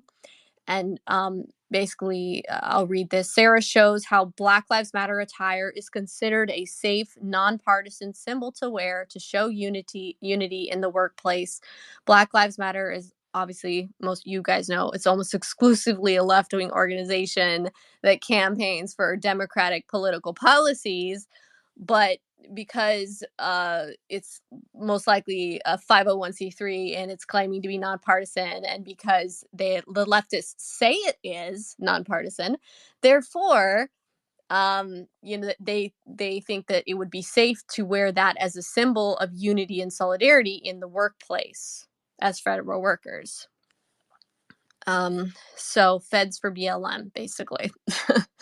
So she says she says it like this. She says, I'm wearing a shirt that I think is acceptable under the Hatch Act. Vote like Black Lives Matter. I would wear something like this and think you'd be okay wearing that on the job. So then creating a paper trail. So that's a really key one that you hear over and over again, creating a paper trail, meaning that they could then try to use it against someone in the future, right? Let's say if the pendulum swings of power, a new administration comes in, that's something they could utilize. Leaking. So obviously we went over that one. And they talk about leaking it to journalists, leaking it to the outside. Leaking information about pending and actual policies. I don't think anyone's going to forget that one. So here's another clip where further down the line in the video, in the breakout rooms, an individual who used the alias Comrade Loke, who I'm not 100% positive on his identity, but he's one of the possible matches. He was a little bit harder to identify, even though he had a really good video. It's just, it was harder he has a lower profile on the internet. So that's something I could task you guys to also help with and help confirm his identity on the internet sleuths of the Twitter world right now, or X world. All right, so I'll go ahead and play this clip really quick for you. Yeah, I just recommend everyone who works in the federal government, if you read the mainstream press, like who is covering your agency, who is working for ProPublica, who is working for Politico. They all have Signal accounts. Text them, leak everything you can, save your emails, I record these meetings, I send it over. And I can't believe I'm showing my face here, but I've been doing this for months. And if you do have to write something with really crappy, just unintelligible, ungrammatical language to just make them look terrible. And it will look like something that comes from this administration anyway, but...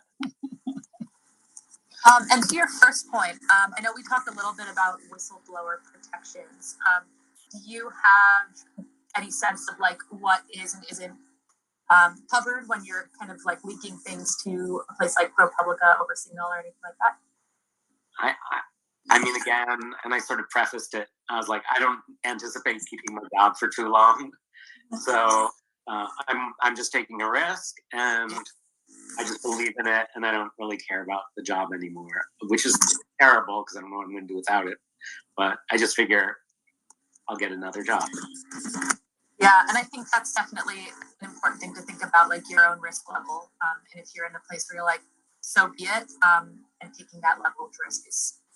The other thing is, not everyone's in that position like me where I feel confident about like going back on the hunt for a job. You may have a colleague who has a higher risk threshold than you do. So there's a way that you can pass on that information and that they're willing to be the front for it. Again, the journalists I've dealt with have been super ethical in ways to shield me, needing to be the source of the leaks. So just get to find out who those, and most respectable journalists do that. They try and shield their sources because that's their bread and butter. That they give them the stories, so they don't want to throw you under the bus or screw you. Wow. Yeah. So there you have it. And that's from, he's using the alias of Comrade Loke, mind you.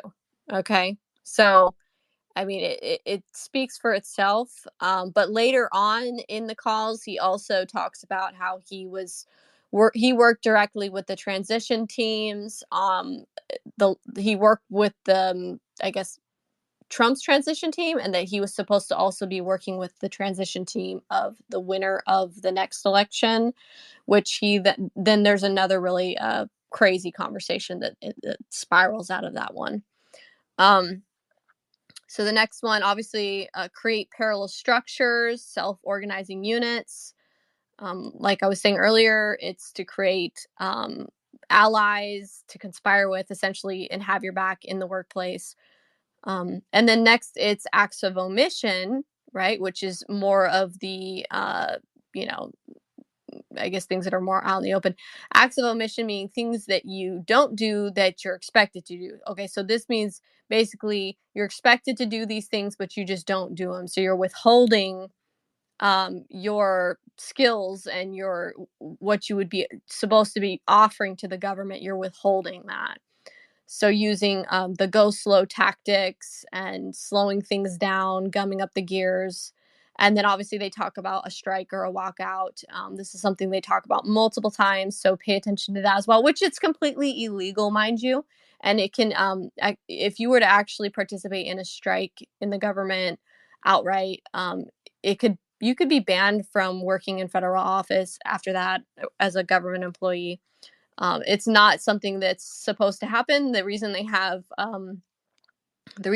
these laws in place is because our federal government does not need to be taken over by unions. Okay, that would be a really bad nightmare situation, which unfortunately there are a lot of union leaders also in this call participating, and they're working very closely with the unions throughout this call as well. So I see Patrick has his hand up, and then we'll go to this next video. Go ahead, Patrick. Hey, Millie. Great. I mean, I just had one thought as I listened to the language. I thought, this is my anti-money laundering training, but in reverse. Like everything from, various types of and compliance training, know your customer. When we would go through these professional conduct, these words, omission, commission, I wanted to ask, did anybody get up and walk out at the beginning or leave the Zoom call when they started talking about how using Signal or, this essentially doing things that are subversive or that if you know that you're not supposed to talk about it, like Fight Club, then you probably shouldn't be doing it. And so our instruction would be to get up and walk out of that meeting and then report it to compliance. Like literally, that's what we would be trained to do. And all these words, commission, omission, slow walking, all these things are clear violations of your employment agreement, generally, handbook, etc. It blows my mind that if nobody got up and left the Zoom call, I mean, that tells you something right there. Oh yeah, and many of the people on the call have security clearances too, so they would be obligated to not only, like you're saying, walk out of the call, but they would have to then report it and report that they had associated with these people. And obviously we know that none of that's happening, none of that's occurring. This is all secretive and clandestine in nature. And so that's why this is such a huge story, because we actually caught these people in the act on camera plotting and conspiring to subvert the United States government. I mean, this is why I've been literally like pulling out my hair, like shouting from the rooftops about this for so long, because this is something that our government, our Congress needs to investigate this. Yeah. Because why is this being allowed to happen inside of our government? What is going on? It seems to be a systemic problem.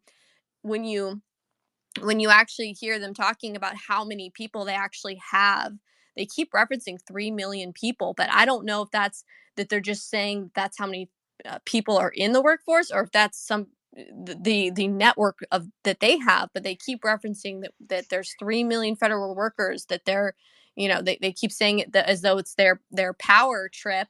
But I don't know how vast their network goes. But what we do know is that many of the people on this call were facilitators. So there were over 19 facilitators on this call, which the facilitators then go set up their own meetings with their other clusters, if that makes sense. Well, Millie, aren't federal workers unionized? Some are actually not allowed to be unionized. So I guess they specifically talk about how that depends. And it depends on what your role is in government. Some people working for agencies or specific, government positions are not allowed to be unionized. I think the security, like DHS agencies, are probably, except for TSA, are exempted. But the other thing, and this gets to what kind of trash, I think we have to look at this kind of like in that prism of, if you were, this is the way they'd ask the question. How many Germans in 1947 would have wished they could have gone back and stopped Hitler? How many? What wouldn't you do to stop Hitler? And that's how you can rationalize anything. I mean, and that's I think that's the hardest part of what we're, you can literally rationalize anything if you think that you're going to stop the next Holocaust or whatever, and yet in so doing create a dictatorship like the one that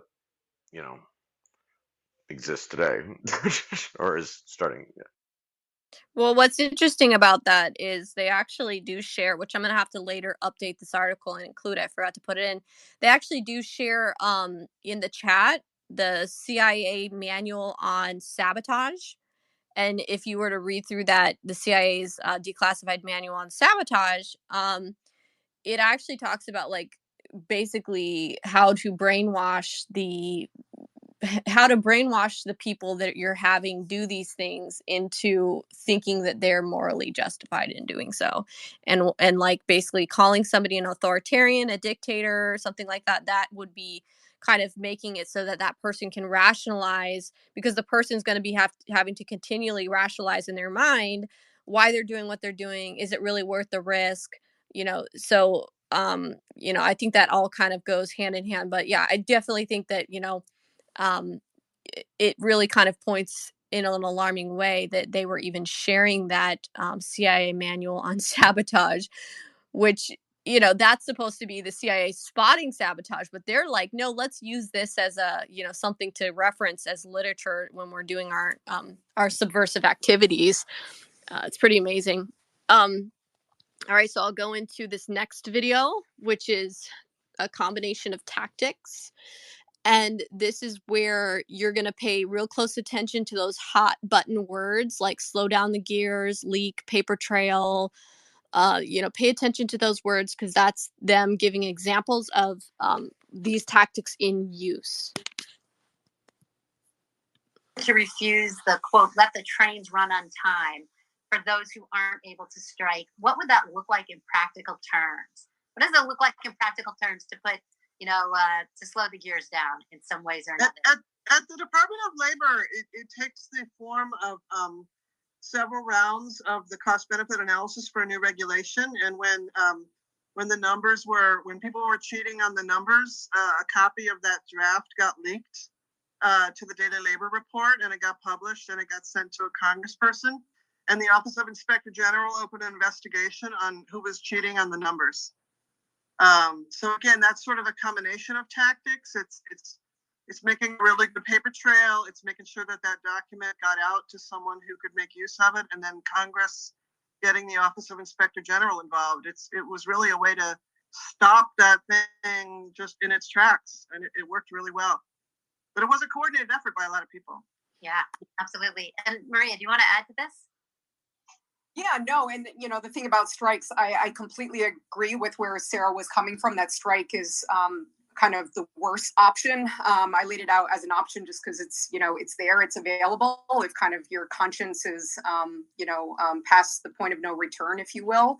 But there are definitely a lot of different go slow tactics, and I think this is also an area where, folks on the outside, so private citizens, those in groups on the outside, being able to show solidarity with federal workers and civil servants is particularly important during this moment. Just to tell them, like, we've got your back on the outside, do the right thing, be ethical, serve well. And I think we don't often think about that in the protest category, but like incentivizing folks doing the right thing and having that be loud and clear is, just another option. Yeah. I'll add on to that some information that, frankly, I've learned from other people who are attending this call, that, there's obviously a history of air traffic controllers striking in the past and getting fired for that under the Reagan administration. And I think that has kind of held through as not just an actual barrier to striking, but also makes federal employees deeply fearful of action they can take.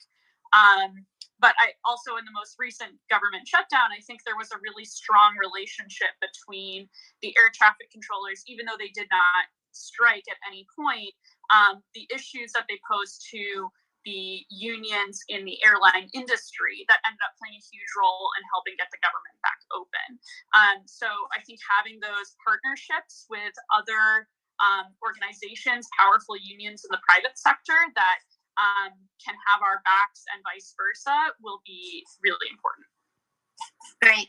Thank you so much for everyone, for our three speakers and for folks asking really wonderful questions to extrapolate on. Right, in the notes somebody said, Fed flu struck many TSA and air controllers, threatening to shut down airports. That is a particular thing that we could all catch this winter. Okay, so yeah, I hope you guys were paying attention and picking up the different, hot button terms that they were using there, slowing the gears down, leaking paper trails, striking, how, different coordinated efforts that they were, aware of or knew of from people either that were in the call or they themselves personally had firsthand knowledge of, that basically they were giving real examples of how these tactics can be utilized and have a successful end result. Now, one thing I think that's important to kind of point out as well is at the end, she talks about, we could all like catch the Fed flu, right? And that was a tactic that they use. Now, I find that one interesting because they don't actually list that as one of the tactics in the main PowerPoint, but in their guide that they distribute, they actually do specifically talk about using strategic sick leave or sick days. They call them sick outs, to be able to, in a way, kind of protest or slow things down. So anyone want to comment on that last video? What are your guys' thoughts on that? So you're saying a COVID outbreak in the office might be a No. great way to slow things down? Oh, well, yeah, they would strategically lie and say they're sick so that they could then take a sick leave day to slow something down or to, essentially strike or protest something. I was just wondering if the Fed flew, because at the time of this, COVID was still very much in swing. And I remember even in my company, like how people really milked COVID, because we were all systemic being in banking. So our office kind of reopened early. And I'll just tell you, there were a lot of COVID outbreaks where everybody was on calls. They sounded fine to me. So.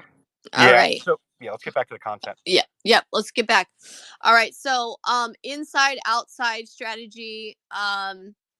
Let's go ahead and talk about that. So this is where Maria Stephan kind of gives a perspective on the inside outside strategy and what that means. And it basically, kind of means the inside federal workers working together and utilizing the support from the outside civil society organizations and left-wing protest groups.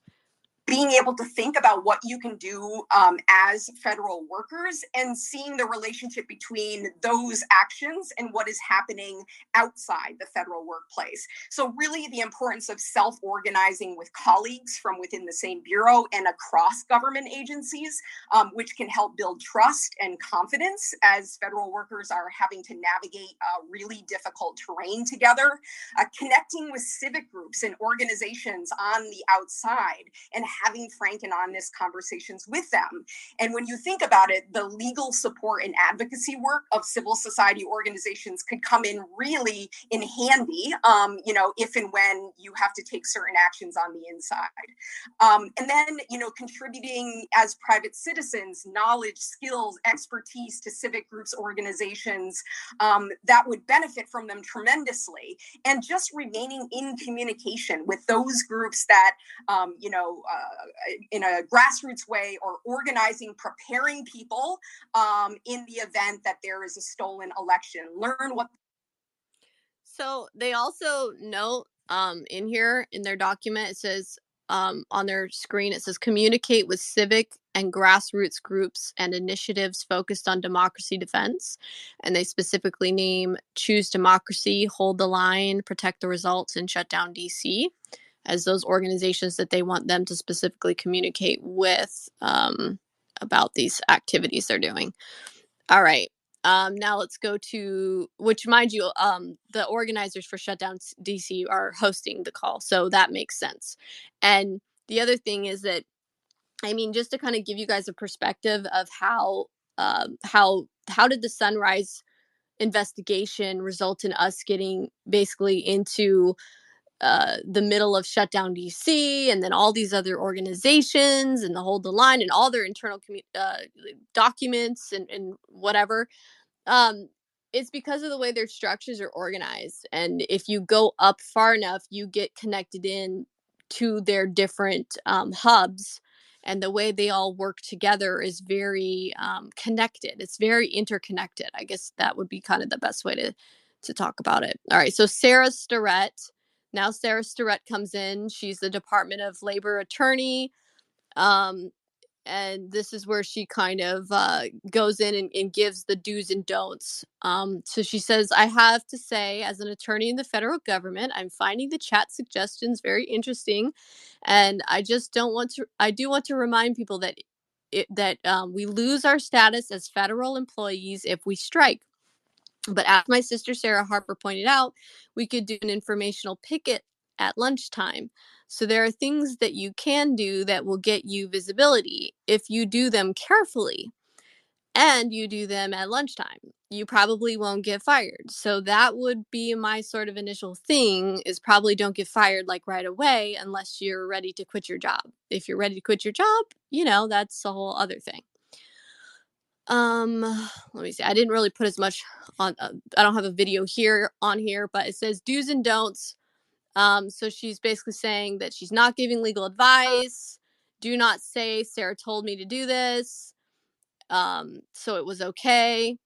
All right, I will deny I ever said it. So just be aware, those of you who know me already, you should always get legal advice if you're going to take any risky action, and you can probably talk to a union or a whistleblower agency or a private lawyer, get some ideas maybe from Nadine or Laura.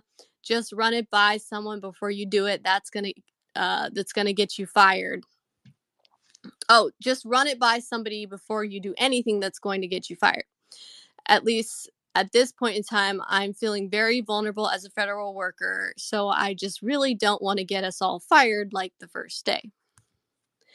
And then she goes into here about how if you're on your lunch hour, that might be the appropriate time to basically use your cell phone and contact a whistleblower or a public interest group. So she really kind of emphasizes next that you really need to do it on your lunch hour. It's pretty wordy. It's pretty long, some of her quotes. But if you want to read the article, you can do it. I just don't want to read through it all because we are a little bit, we're already 2 hours into this thing. It's crazy. So she talks again about, like, in terms of the go slow approach. In my experience, when we had the last transition in the last 3 months after the election was over and before the new president took office, there was an enormous amount of work that was done on an incredibly fast pace in my agency to try and get things out, to get regulations out, to get guidance documents out, to finish policies, to try and put things in stones so that the new administration could not change them back. And that's an area where in the legal department where I work, sometimes corners were cut, which is just really, really bad. And sometimes we got sued over those things. And very often those actions got overturned. So it's perfectly okay to say to your boss, I think this needs more work. I think this needs some more thought, drafting memos, circulating questions, raising issues, because even if some terrible things happen in the next 3 months, there may be new administration and a new Congress that may try to reverse some of these actions. So if we do have a good paper trail, it really helps. And then she kind of later on goes in about like being careful. She says, if you're being monitored and your supervisor's harassing you, you just need to be really, really careful, because if they want to try to get rid of you, they can say if you falsified your leave or if you did something you weren't supposed to do, and you have to be really careful. Okay. And so she's kind of coming in as like a word of caution. You need to be more covert with the way you're implementing the tactics, so to speak. And then they go into a discussion about Trump's Schedule F executive order. So just a breakdown of what that is really quick. Schedule F stems from a Trump executive order no longer in effect, which they've killed it now. Obviously, once Biden got in, that was the first thing Biden did. First thing his administration did when he got in was to kill Trump's Schedule F executive order, in which the order, basically, in which tens of thousands of civil servants who serve in roles deemed to have some influence over policy would be reassigned to as Schedule F employees. These employees would lose their employment and union protections upon reassignment, making them functionally at-will employees and therefore far easier to fire. Further, Schedule F would require loyalty to the president. And that's something they were really worried about. They were worried about being fired because they could easily be, shown to be not being loyal to the president, or, somebody could, come at them for maybe things they've said or done publicly. I don't know. Go ahead, Aaron. Yeah, no, I just wanted to give an update to the room. This is going to be off topic, but obviously it's primary night, and apparently everybody wants to talk about the same thing over and over again, so to learn. But Donald Trump has been projected to win the New Hampshire primary. That is all. All right, perfect. Yeah. The primary night, it's just a big clown show. We already know that Trump is going to be, the winner. I mean, it's the whole thing's a joke. Ron DeSantis and Nikki Haley need to just drop out already. It's a waste of time and money. But anyway, moving forward, so these are their responses to talking about Trump's Schedule F executive order, their takes on it. So Sarah Starrett says, it's terrible, it's horrible in every way, but we don't really know how broad the impact is going to be. It's going to take some time to figure out how broadly they're going to try to attack us. We just don't know yet. So Maddie Salzman says, the executive order calls for a list of recommended positions for becoming Schedule F employees to be delivered to OMB by January 19th, and it's just a preliminary list. So my general thought is it is relevant if the president remains the official president on January 20th. I think in a world where that isn't happening, I don't think it's relevant. Okay, so then so they're basically like, they really did not want that. That might be partly a motivating factor for why the feds were wanting to get rid of Trump so much, is because there's been a long going war between Trump and the DC swamp federal bureaucrats in Washington, in Washington, DC, ever since his administration started. So civil disobedience on my own time. This is where there's kind of a question and answers where they kind of go back and forth over what can they do as far as engaging in civil disobedience. So basically, there's a question about regarding civil disobedience and getting peacefully arrested on my own time. Is this a danger to my job? Sarah Starrett says, yes, you can be fired if you're arrested and you're convicted of a crime. For example, if you blockade a federal building, that's a federal crime. You can be fired for committing such a crime. That is certainly possible. It's not guaranteed. And they can search your desk and search your computer, and you can be subject to some serious harassment. And then Nadine also kind of gives her take on it. She says, I'll jump in as a federal employee who did risk arrest, although at that point I was a contractor. I never had a high-level security clearance, but I passed my low-level security clearance many times, and I had been at that point an activist for 30-plus years with a number of arrests that I couldn't actually calculate. I don't know that I could have gotten a job in the DOD, but that's definitely not it's very, very particular, right, to the job that you're applying for and the agency that you're working in and the kind of type of arrest that you take. I would really recommend staying away from felony charges, for example, but whether or not you do a misdemeanor or an infraction on federal property or on public property really doesn't affect most jobs. Okay, so this one I don't have to read, which I'm happy about, which, mind you guys, the full videos in this, it's just, it's a 2-hour long video, and there's quite a bit of just not like them just talking about their favorite food and other things that, I didn't think that you guys would have to want to sit through. But if you do want to, the full 2-hour video is there in the article, and you can watch it yourself and take notes and really kind of understand what's going on. Or if you're somebody who's going to be an internet sleuth, if you want to, get more screenshots of people's faces that we have yet to have identified, that's something to do with that as well. All right, so this one, what if Trump wins? If you're not sure you have colleagues that you trust to talk to, that's one of the reasons of having this conversation. We want to start having spaces for people to connect. And so maybe you'll meet somebody through this space that works at your agency that maybe has more information, or talk to somebody at a different agency who maybe has awareness of what it's like where you are. So we want to help facilitate conversation, even if you're not sure who to turn to at work. Yeah, that's great. So I'm going to go back to another question I saw. I have a job that includes offering informed judgment on different matters, and mentioning that there's a possible change of administration and we need to consider that possibility would be considered a normal part of my job. I can see some political appointees reacting badly to that, but it's not against the rules if it's framed in that context. Does anybody want to comment? There was also a comment about how people might stay away from that because political appointees would react badly. But is there anything illegal about it? Is there a problem with that? Any comments? I don't think it's illegal. You're just raising a policy question. I mean, one of the things that we deal with all the time is, if we do this, will we get sued? you know, who will sue us and what will be the arguments that they make. So we have to try to make sure what we do is not arbitrary and capricious. And so if we fail to consider all the aspects of a problem, it's arbitrary and capricious. You know, so that's part of the job, is just sort of calculate what's going on and react, you know, offer options anyway to react to it. Great. Excellent. So there's a bigger question, and maybe we want to talk about that in relation to the topic of the night of federal workers. About, I understand the emphasis on preparing for a scenario where Trump refuses to accept a defeat, but I'm honestly more afraid of him just outright winning. How do we prepare for that? Anybody, any one of our panelists, Maria, Maddie, Sarah, want to take this? I'm putting my head in the sand on that one. I refuse to accept the possibility. Okay.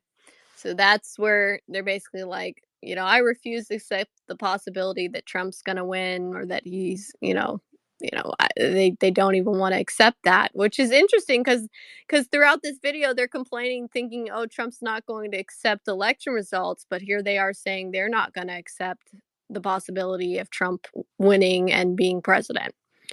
All right. So next is calling it a coup. So here's where they start really kind of building on this narrative around calling it a coup. And this is, again, so that when Trump tries to contest the election, which they accurately predict is going to be wrought with election irregularities, that they are then going to call that a coup. So here we go.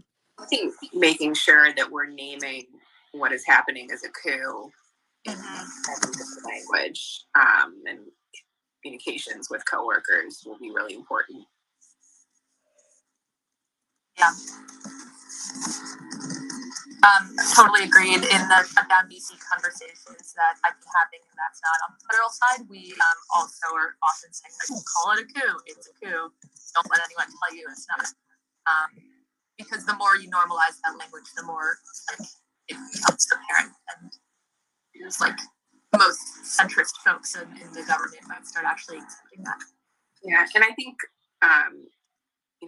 I work on a project where I'm interacting on a daily basis with our politicals, and starting to call into question, if we're in the midst of a coup, should we even be listening to our politicals, because they are not here legitimately anymore.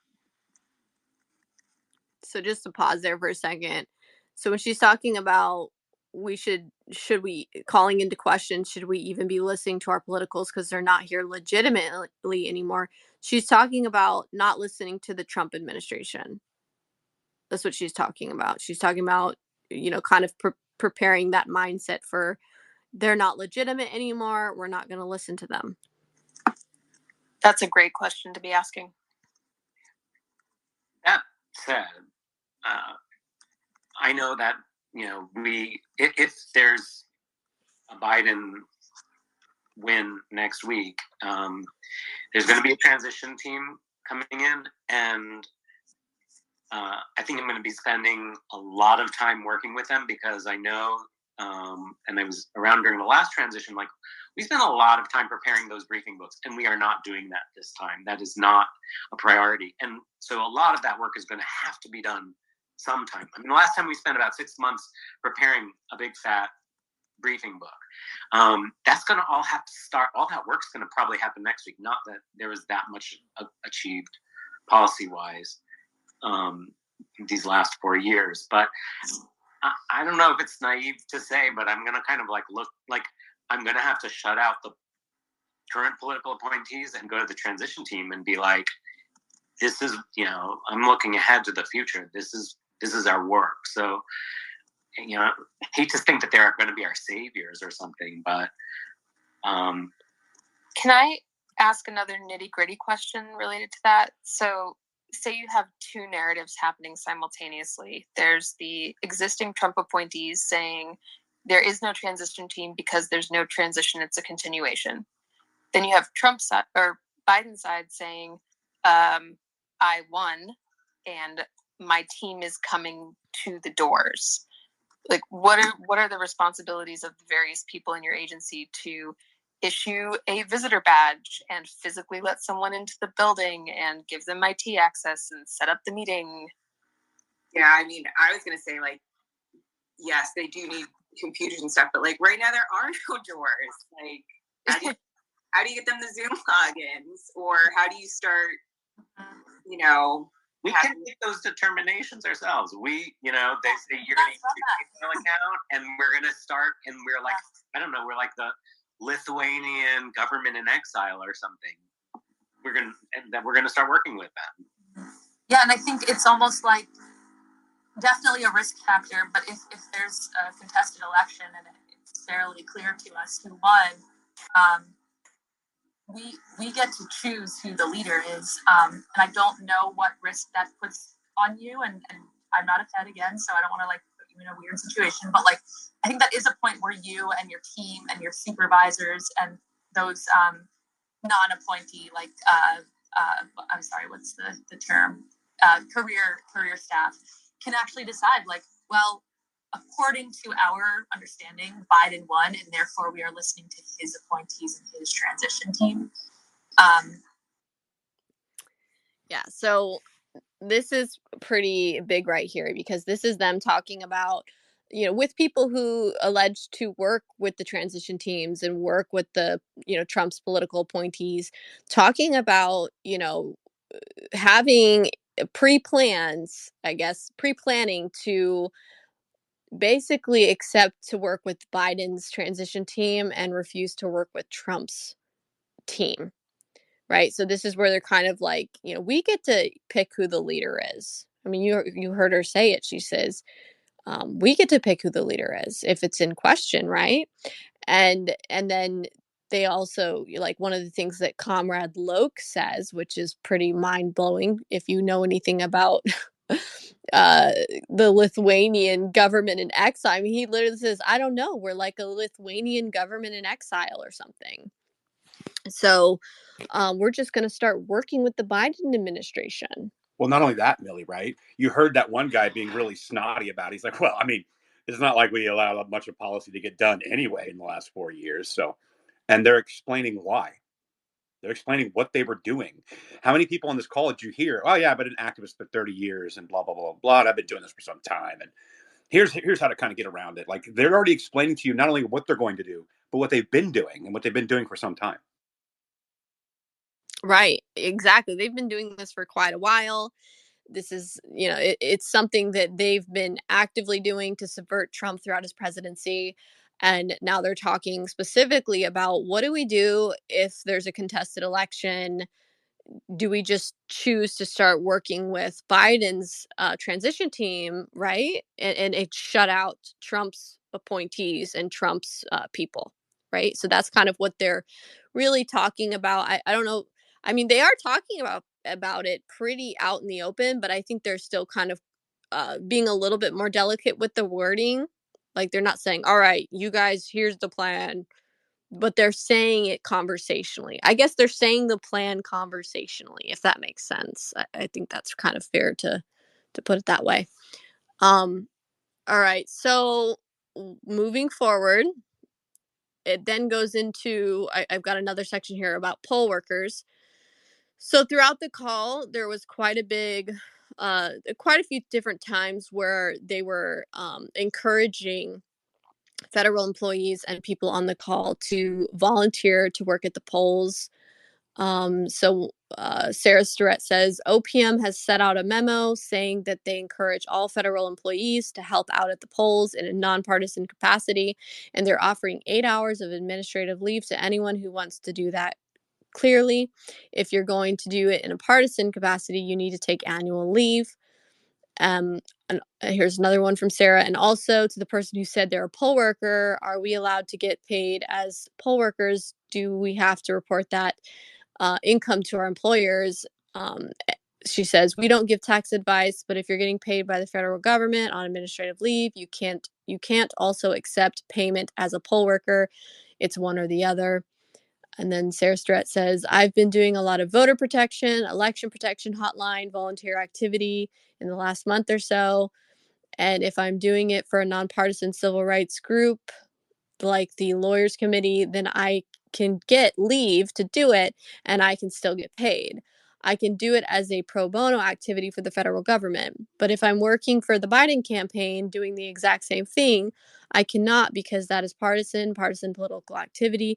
So that's really what the Hatch Act does, is it sets up a very bright line between partisan political activity, which you cannot do in the workplace or on federal property during duty hours, but you can do it on your own time. So if you're on annual leave, for example, so she's kind of laying out like how to be able to go volunteer for voter protection and being a poll worker for federal workers.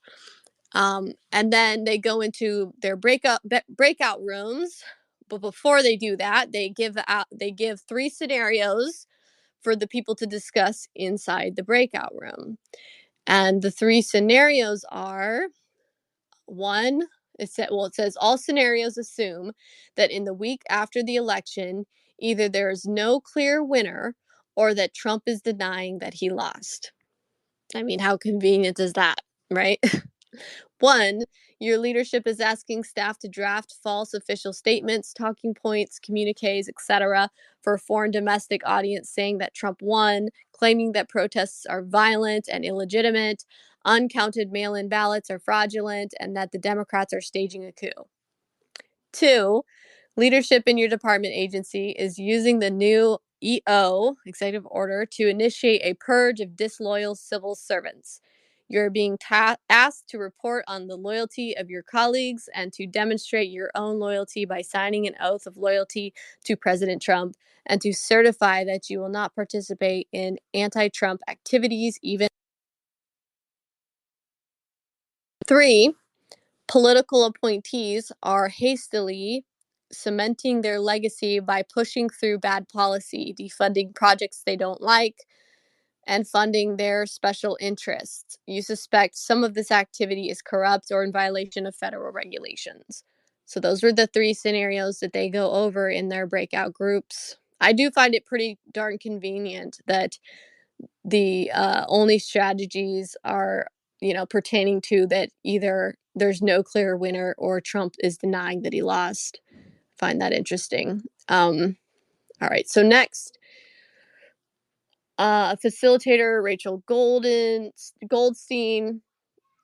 She says, my name is Rachel. As I've mentioned, I'm not an agency. I'm not a Fed. So this is kind of like a transcript of their back and forth inside of their breakout session where they kind of go over who they are. So I work in renewable energy. I'm pretty involved in coordinating some work with Shutdown DC and a couple other ways to defend democracy after the election. And then here comes Joel Richardson. My name is Joel. I'm not part of the executive branch. I am one of the quasi-government things that reports directly to Congress. So in some aspects, my job is maybe a little safer, but I want to learn what's going on in other agencies and how I can be supportive. Laura Robb. Hey guys, my name is Laura. I'm also a federal contractor rather than a federal employee. I spent 3.5 years as a contractor at DHS HQ, which then became CISA, the Cyber and Infrastructure Security Agency.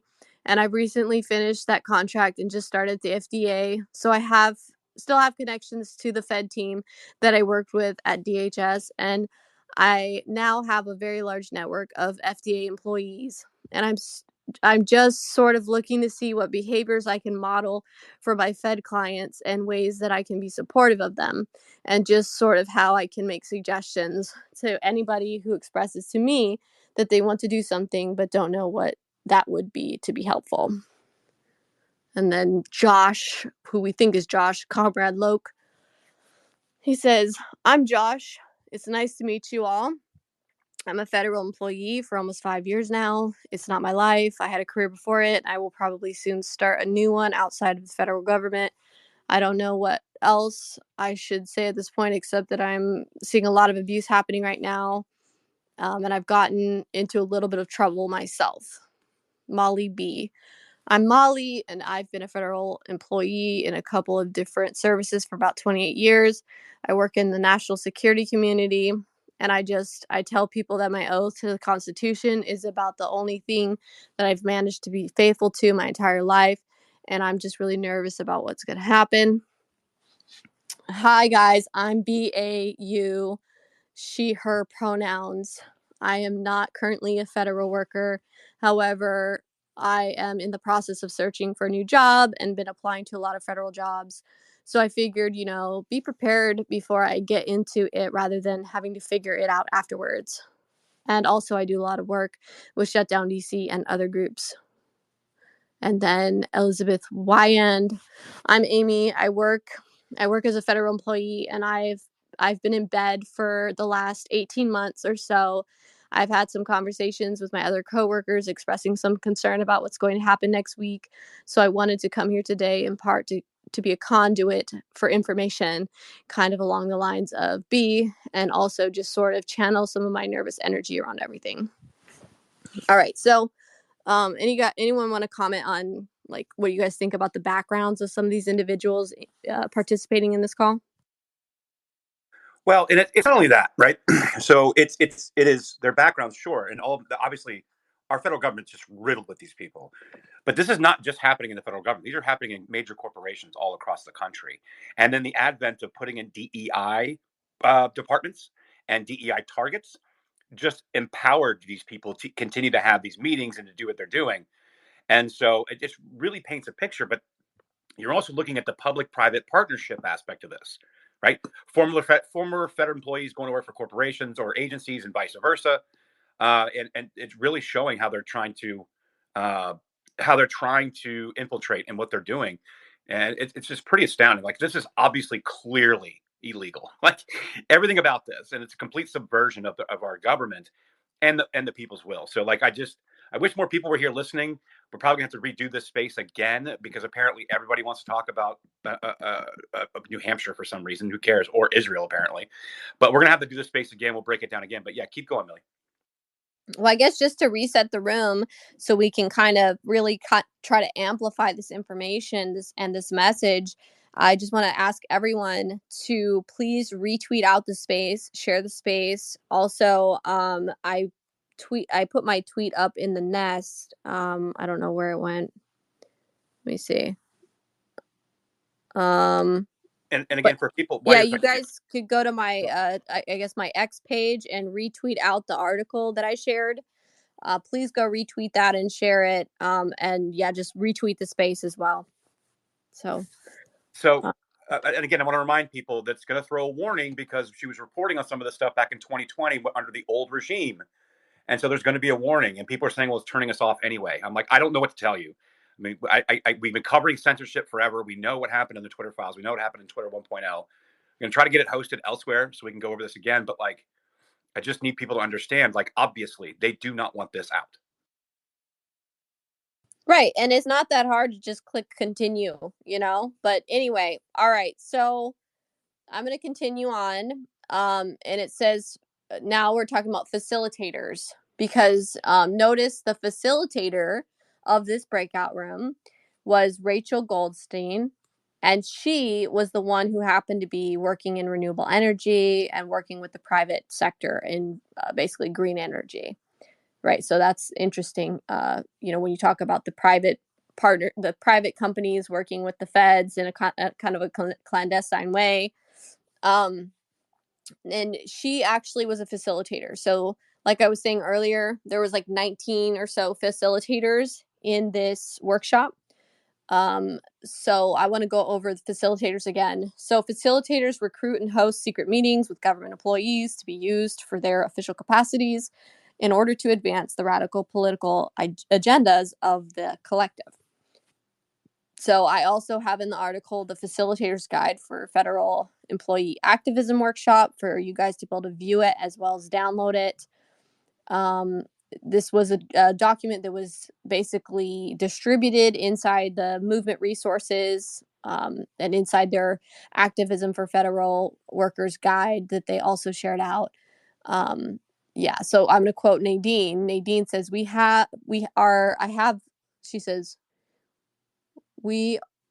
I think, 19 or so facilitators who are designed to help lead these breakouts. So I want to go over really quick. This is a document also in the movement resources that I found that talks about affinity groups and the roles of facilitators. And I think this kind of will help you guys wrap your head around like how these groups all appear to be separate, but yet they're all working together and they're all cooperating together. Because you can have inside the affinity group, you can have members of different political actions. So just to kind of explain that, it says affinity groups are self-sufficient support systems of about 5 to 15 people. A number of affinity groups may work together toward a common goal in a larger action, or one affinity group might conceive of or carry out an action on its own.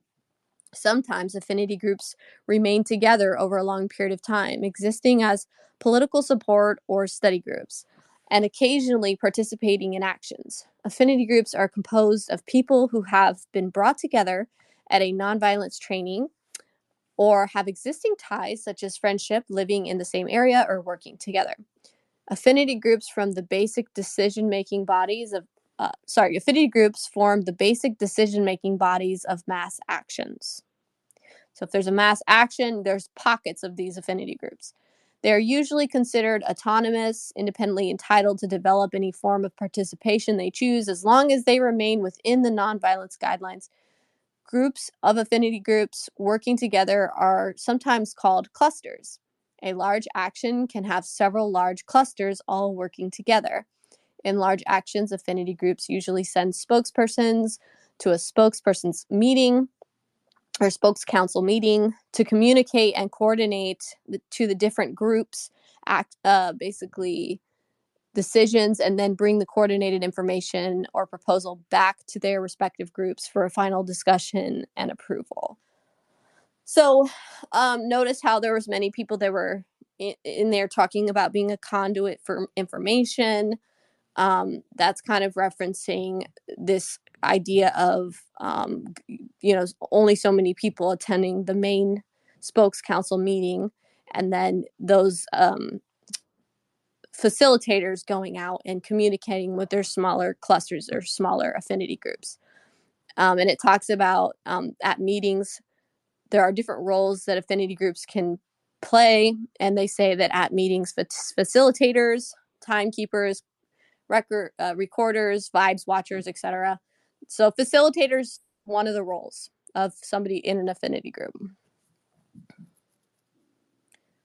So I'm not going to read all of this facilitator summarize their breakout room discussions because it's quite a bit, and I'll read a couple parts, but I'm not going to read all of their quotes.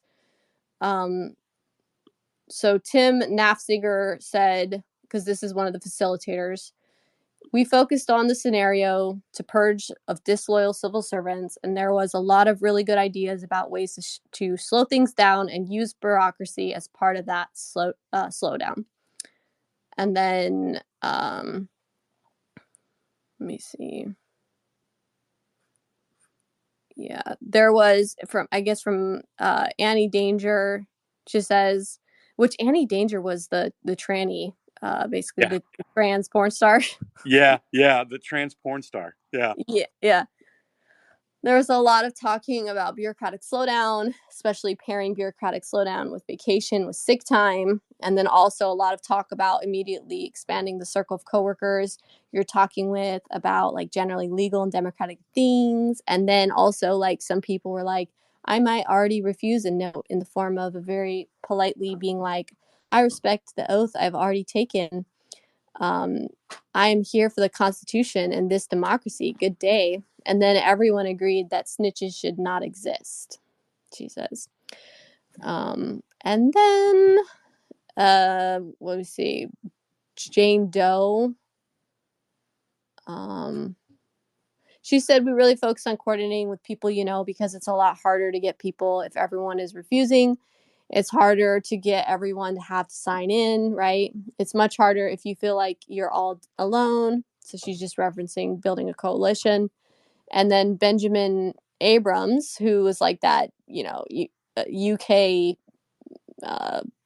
guy working at a university in the UK, which what is he doing in here? The first was making use of existing workplace organizing to stand up to managers and dictates from political appointees, but they in DC and the regional offices, and potentially drawing on power to do that in contexts where they weren't the same strong union links. We thought that we could have simple conversations with coworkers and build small groups to amplify concerns and kind of our messaging with others.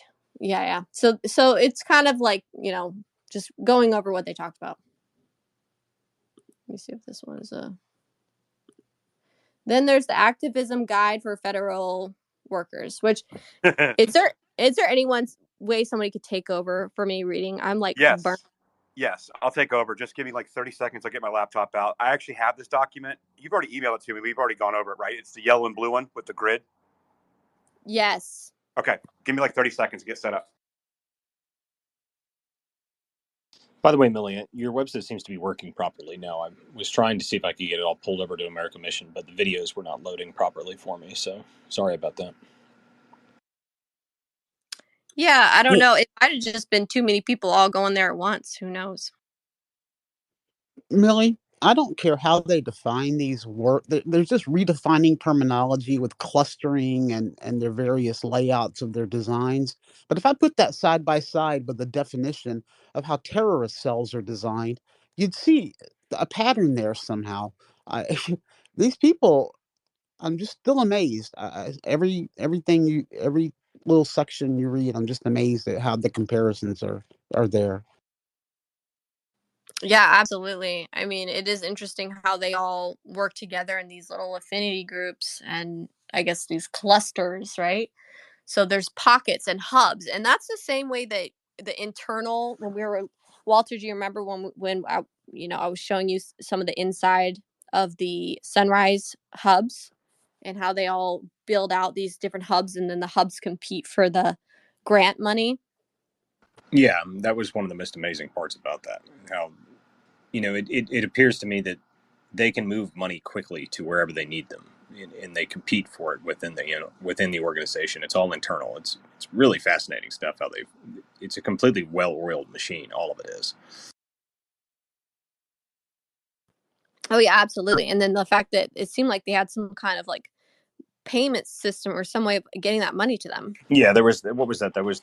They have ability to issue each other debit cards or maybe credit cards that they can set limits on. My guess is that we were talking about this because it looked to me like they're operating at kind of like a privacy.com situation where they have the ability to issue cards, put a limit on it. So anytime they activate a group of people, they can immediately provide them cash on hand right away. I mean, it allows them a lot of flexibility for how they activate their groups.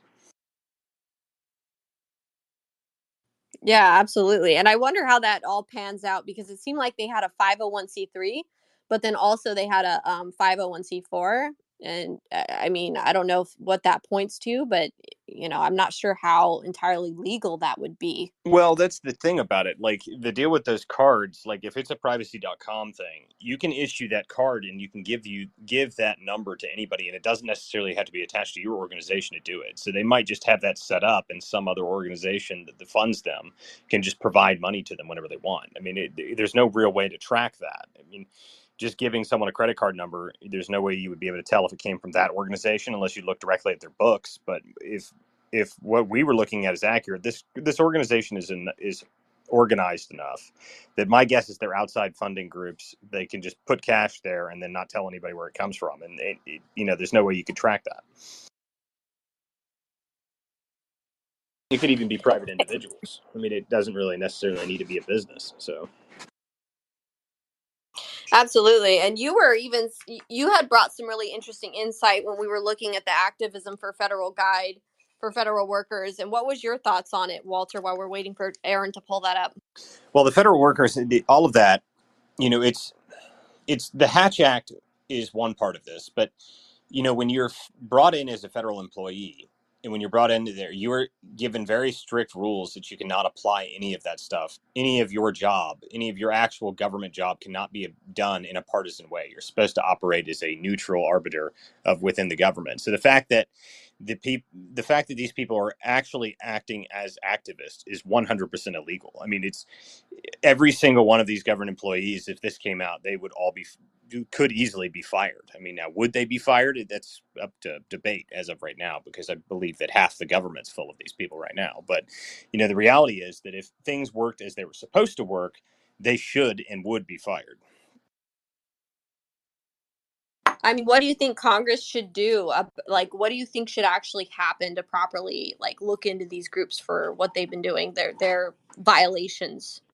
Well, that's the deal, right? I mean, if the DOJ actually did its job properly, it should be the one that's supposed to deal out punishments for federal employees. I mean, this is the issue we have with the FBI, with the DOJ, all of these organizations. They have no real check on them right now. And when they're filled with people that are radicals, I mean, how do you even get things done? That's the real issue. And I think that's the only way that any of this gets fixed is actually Schedule F, which we were talking about earlier.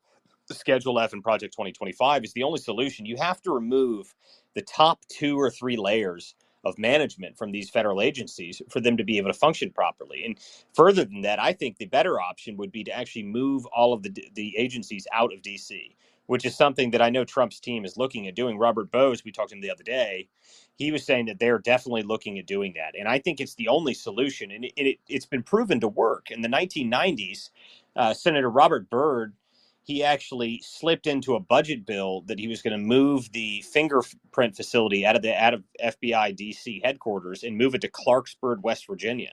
And as a result of that, 2,000 something federal FBI agents had to relocate from DC to Clarksburg, West Virginia. And as a result, like 70% of them quit. So it's a proven strategy, and it's something that you don't even actually need Schedule F to do. I mean, this is what when my family met with Trump's team in 2015 before he was elected, we told him that he was going to have to build a federal facility in Paducah, Wyoming, and stack it with every single one of the federal agency, like all the top level management, say, you're not fired. We're just going to move you out here. And this is where you have to work if you want to remain in the agency. And as a result, you would have lost most of them. But I don't think Trump's team really understood what the depth of the activists that were embedded in all of the agencies. Obama's team, the first term, I would say that it was bad, but the second term is when he really stacked all of these agencies with these people. I mean, he put every single person at the top 2 or 3 levels of management in almost every single agency is a radical activist right now. And that's what were the numbers we looked at, Millie? Was it 1 million, 1 million employees? My guess is that all of those people are GS-15s or higher. They keep saying 3 million, but I find it really hard to believe and wrap my head around. But I mean, that's a lot of people. If it is that bad, I don't even know. I mean, what that would look like or entail. But I think that what you were saying that Trump's team should have done, I think if he would have probably done that, that would have helped. But I also think that with how paranoid they were about Trump's Schedule F executive order, I think it really speaks volumes that they really didn't like that. But I think really just to kind of bring it home with like people who might be like, well, if Trump did an executive order, why was he still dealing with these people?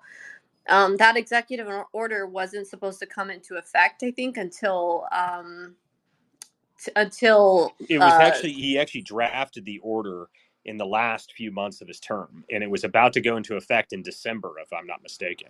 Well, it's supposed to be like right when Biden came in, right before Biden was going to be in there, and then the second Biden was in, he overturned it. That was the first thing he did. Yeah, and the deal is, what a lot of people don't know, though, is that Biden, he may have gotten rid of, yes, Trust, just send it to me. 1 second, I'll send you my email address. But yeah, what a lot of people don't know is that even though he removed Schedule F, one of the things that Biden is still doing currently is he's taking the theory that Schedule F is going to operate under, called the unitary executive theory. And he's actually already doing this. There was a Slate article about this back in July, that Biden is actually removing a lot of the people that Trump put in place through the same theory that Schedule F is operating under. So it's not like this system, Schedule F, is some radical idea. It's based in the Constitution. I mean, if it's based on the idea that the executive, the head executive, has the ability to control these agencies and is fully in charge of every single one of these agencies. I mean, they should be able to remove people, and that's always it's kind of gone out the window as the bureaucracy started to grow. I mean, it's difficult to say that it's a good idea to fire the entire federal government every 4 to 8 years.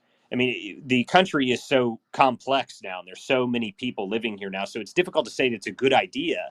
But as it stands, what you result in is if you don't get rid of at least the top few people, the top levels of management, then you get a administration that still works for the previous administration. And I think that is what Trump underestimated when he came into office.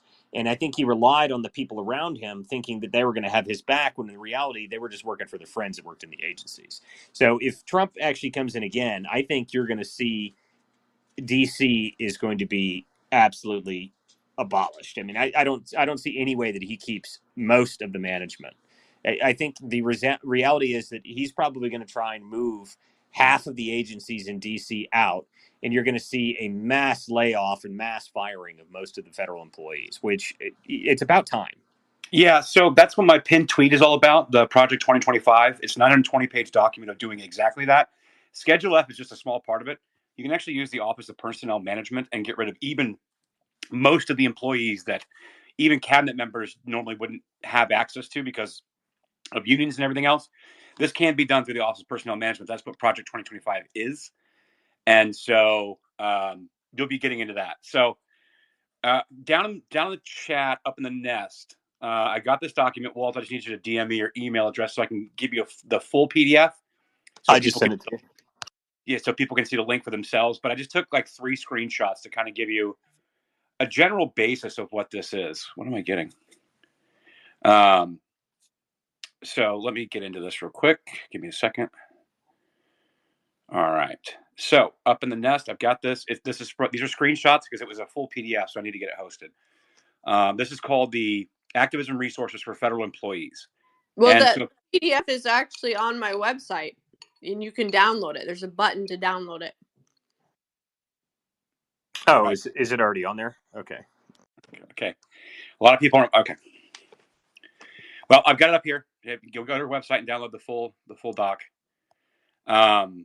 This document says Activism Resources for Federal Workers. This document was originally created by a grassroots group called Tacoma Park Mobilization for U.S. government employees who want to better know their rights inside and outside the workplace, to think about strategies for balancing their obligations as federal employees and their professional or personal values in 2017. It has been updated for 2020. Feel free to circulate widely. If you'd like to organize an event, here's a facilitator's guide. Now, you guys remember the facilitator's guide? In the thread that I'm responding to with these screenshots is also the facilitator's guide that we went over a couple weeks ago. The full thing's there. This document is organized into several sections, which you can click through on the parts and most interested in when viewing this document online. For agency-specific advice, please consult your own agency's Inspector General or Ethics Office. For legal advice, consult a lawyer. This document will be updated, so if you find it useful or information incorrect, and you want to suggest something to add, please contact, Feds for Democracy, right? It's the same Feds for Democracy as the videos and then everything that Millie's been breaking down. This is also their contact on this document. But what's interesting about this document as well, on this first page, take a look at a lot of the governmental agencies that are listed here. I think that's Space Force, National Parks and Wildlife, NOAA, and various different groups. And if you look, they've like FDA. And if you've looked, they altered the logos to be like almost like a second bureaucracy within the bureaucracy that is causing all this havoc. And this is very important to note. Like Alt FDA, and they've got like a fist with like some national parks logo. It's really interesting. And then what I also included in the screenshots, I think, is probably what we're going to get to.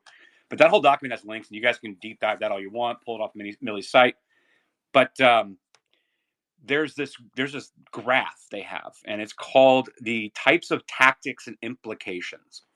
So if you look at, it's broken up into action, general description, and potential retaliation, and for your consideration. So as an example, the action would be a nonviolent direct action protest and rallies. generally speaking, can participate outside of work hours freely, in person, or during work hours if taking annual leave. Potential retaliation for your consideration. Be sure participation online or in person is not occurring within work hours unless you are on leave. Do not wear any federal insignias or identification when participating. And you keep going down, and it's got discuss ethical ramifications of laws. So what they're saying here is right here on the discuss ethical ramifications of laws or policies with colleagues. This is for them in these conversations about laws and regulations that they're going to be putting in place, is them to be able to push back and say, well, what are the ethical considerations? Have we thought about this? And it's just screwing up any policy that the administration wants to put in. And they said the general description is discussing impacts, potentials, and unintended consequences with colleagues in strategy meetings or happy hours. Evaluate current events and impacts on work activities in terms of serving the Constitution. Now it says potential retaliation for your consideration. Be sure not to force views on other colleagues, particularly if you're a supervisor. Foster spaces of communication and inquiry. And then you've got demand direct action, direction in writing to implement. And it goes on there. You can write to administrative officials. You can start, asking questions and stopping the process, slowing it down because you have questions. Now, supervisors may perceive you as being difficult, so take accordingly. Go public with critiques. Share information on social media about issues, incompetence, or unethical behavior. So you can start creating a groundswell on social media, saying, oh, this administration is completely incompetent. Look, they can't get anything done. Meanwhile, they're subverting it at every turn inside the administration itself. Slow down or intentional incompetence. Reduce the pace of carrying out unethical activities. Example, do fewer things. Consider limitations of efforts that could cause work to be rerouted for efficiency. So do just enough, but then you can still maintain control in that chain that you need to do so they don't reroute it to somebody else for more efficiency. Also, additional workload. Continue activities after hours or beyond written work scope to support the mission. So saying if this is good policy because we got Biden in there and it's going to advance to green policy, work overtime to make sure this stuff gets through. And it could be particularly important if capacity in your work has been reduced. Consider your work-life balance limitations. Refuse and or whistleblow illegal orders. Now keep in mind what they say, illegal orders. These aren't illegal orders, but they're setting the precedent that anything that Trump does is illegal. Therefore, we must leak and whistleblow. Pursue legal counsel to argue against carrying out activities in opposition to congressional authorization or direction. So one thing I want to point out, if you guys remember Aaron Stevenson, and you guys remember Tara Rodas, Kyle Seraphin, all these guys were whistleblowers, Garrett O'Boyle, Steve Friend, a lot of FBI guys. They were whistleblowers. They were not afforded protected whistleblower status, right? And instead, they were retaliated against, ultimately given zero caseload, and then removed from their position for not being effective. And so that retaliatory action for actual whistleblowing, people weren't being afforded the actual protection. However, what they're saying here is a lot of you, if we're on the same team, then you're whistleblowing. Therefore, you're going to get afforded all of it that you can. And they're saying it could freeze other work efforts and result in FOIA requests. Ensure all information, including spoken requests of you, are fully documented. Then FedFlu. Then the next one here, this is interesting. Well, before I move on, does anybody want to add anything? I'm not looking at the screen at all, so. Yeah, I mean, I think this is the part that Millie and I she just asked me about. All of this stuff, slow walking policy, slow walking things, intentionally gumming up the system, all of that stuff, if you're doing that with a political intention, that is illegal. That's what I was trying to get at before. All of these government employees, you cannot intentionally not do your job because you don't like it. That's the entire point of acting as a government employee. You're supposed to do your job based on who tells you what to do. All of this stuff is intentionally gumming up the system. That's what these people could all be fired for if you could prove it. So I just wanted to add that context. Oh, absolutely. And, it's also they would take, sick outs, was the strategic sick leaves. I mean, there's a lot of different things in there, obviously leaking documents. But one thing I really want to draw your guys' attention to is if you notice on the very front page, the first page of the document, they actually have little logos up there, where they put alt over it. So alt FDA, alt, all different departments, right? And that kind of really it reminds me of when that comrade Loke was saying we're basically a Lithuanian government in exile. meaning essentially like they were kind of building like their own parallel government structure to be able to work from within, but also possibly, who knows, maybe they'll get big enough, to where they could just at any point decide who the leader is, right? And do whatever they want. That's right. Yeah. Well, Millie, I would liken that to when Valerie Jarrett left the White House and they did that article that talked about how she was moving into Obama's basement to run a shadow government to undermine the Trump administration. And I mean, that was in 2017. So I think we are seeing the results of what they put together. Absolutely. Keep going, Aaron. Well, and the next screenshot that I shared is strategic tactics depending upon your role. So it says like your type of role, general description, actions for everyone, actions for some if strategic. And it's entitled, there you have many tools in your toolbox. So, policy enforcement, right? So roles in environmental management, regulatory commissions, customs, border patrol, little wiggle room to interpret rules or orders, but can apply enforcement based on personal experience, right? So they're suggesting that a lot of this stuff can be implemented based on your personal experience if you have experience in subversion of black and white policy, how to make them gray. And what it's saying here as well is that, like, depending upon your role, so like they're talking to federal workers. Are you in EPA? Are you in various different regulatory commissions? Are you customs, border patrol? And then it says action for everyone. Determine your own lines in the sand. Explain what it means for democracy to be under attack to family, friends, and colleagues. Listen to that. Democracy is under attack because America elected Trump instead of Hillary, right? And so now we need to explain to everybody what it really means for democracy to be under attack. And then that is a justification for what you're doing or saying. And then you have actions for some if they're strategic, refusing orders, striking coalitions, slow walk enforcement, gum up bureaucratic processes, question legal authority for action, stage a sick out. Then you've got people that's like in research development and program management. Obviously explains what that is, and kind of sharing opinions on social media outside of work hours. Talk to your colleagues about what is happening. Rebranding your work, but continue the thrust of efforts. Publicly refusing orders. I'm going to talk about this in a second. Publicly refusing orders, striking coalition, continue work in a volunteer capacity. Now you go through this and it says it, but it says refusing orders in public. And one of these things it says you can actually refuse work in public of your superiors in front of others. So you're kind of creating this effort, and you're showing your solidarity with everybody else and empowering others around you and causing all these gum ups and problems. And when you look at this in the context of how slow government moves, you really start to get a picture as to why when people make the argument that government's never going to be your answer because it can't fix anything. I'm not saying the government's the answer, but I'm saying that you have people intentionally been doing this for 30 years, as you've heard on these videos. They're doing a lot of this stuff. This is not new stuff. And they're having these sessions and training sessions, and it's absolutely crazy. And if you go through more of this document, this is really interesting. So I'm going to go over this real quick. It is 5 steps to a safer digital life. Obviously, you go through the passwords and they tell you how to block all that. But now the actions and strategies. This was a highlighted box before I got to what I just went over.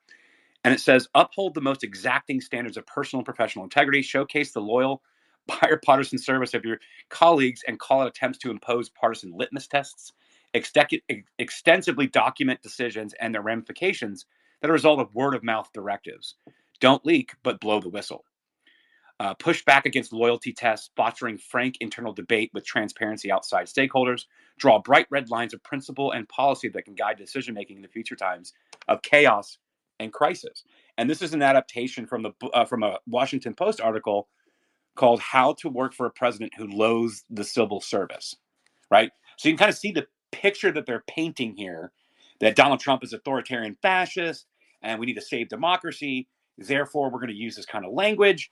And then you can start pushing back and, publicly disagreeing and disobeying. And it's just, if you go through this document, it's just on and on. And they have articles kind of bolstering their arguments. So if someone's getting this for the first time new, they're like, oh, okay, I guess this does seem to be pretty easy. There's a document called To Dissent or Not to Dissent, Principles of Ethical Resistance for Federal Servants. There's Dear Bureaucrat, My Job Wants Me to Lie, How to Be a Hero When the Coup Comes. These are all documents within this document. Like, guys, I don't think people understand, like, Millie going through this for years. I've been going through it for months, and every time I find something new, I'm like, oh, well, there's 10 links to other documents. It's just this mass of civil disobedience for federal workers and trainings. And I cannot stress you enough. Millie took the time to go through a 2-hour video, break it up into an article, and you're hearing their own words. You don't have to take our word for it. Look at the documents, watch their videos. They're the ones holding the training sessions with 150, 190 people of members of government all over the place. And they're talking about how they've been doing it for 30 years, and this is how they've gotten around it, and this is how they subvert it. This is what's happening within our federal government. And it's out of control.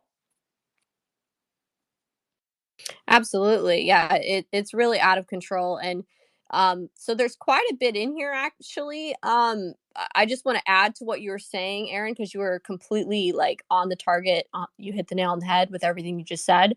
But what I will add is just that not only were they pretty much instructing people on workers and things for feds to do inside of their movement resources, but they were instructing, the foot soldier protesters on violent tactics that they could take. I mean, they were instructing, I guess you could say, people within their movements and their affinity groups to participate in the election, signing up as poll workers.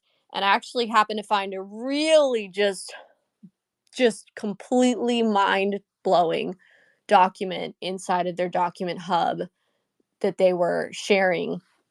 And it was basically, I mean, they had a bunch of different stuff pertaining to the election, but this one particular document was just, I mean, I don't know if, just to allude to it, I don't know much about like the exact election laws pertaining to who's supposed to be printing ballots, but I don't think it's supposed to be left-wing people like protesters and activists. But yeah, okay, so before we get to that, I guess we'll keep going. Aaron, you did a really good job going through that activism resources for federal employees guide, which it is available. If you guys are able to get onto a desktop and if you're able to access it on my website, you can download it right now and share it out wherever you guys want to share it out. Repost it places, share it, spread it wide. It's there right now to go download. The other thing is, I also put the full 2-hour Zoom call. So if you guys want to actually sit down and watch the whole thing, just to kind of learn these people's behaviors, how they act and interact, and just, don't take my word for it when I quoted some of these people, then that's completely there for you to reference. And, there's probably more that I'll end up adding and updating to this article because I forgot to put some of the screenshots of when their chats light up with solidarity and things, just fun little things like that. But yeah, like just to kind of go over, like, are these violations of the law? Well, just to kind of go over a couple of different laws that might apply in what we just watched. So leaking, so there's 18 U.S. Code 798, disclosure of classified information. So if they're leaking classified information, those are crimes. Slowing down or gumming up bureaucratic processes. So I think this law might apply. Again, I'm not a lawyer, but these are things I just researched. 923.18 USC 3 subsection 371, conspiracy to defraud the United States, creates an offense if 2 or more persons conspire either to commit any offense against the United States or to defraud the United States or any agency thereof in any manner or for any purpose. I think that's one that would probably apply here.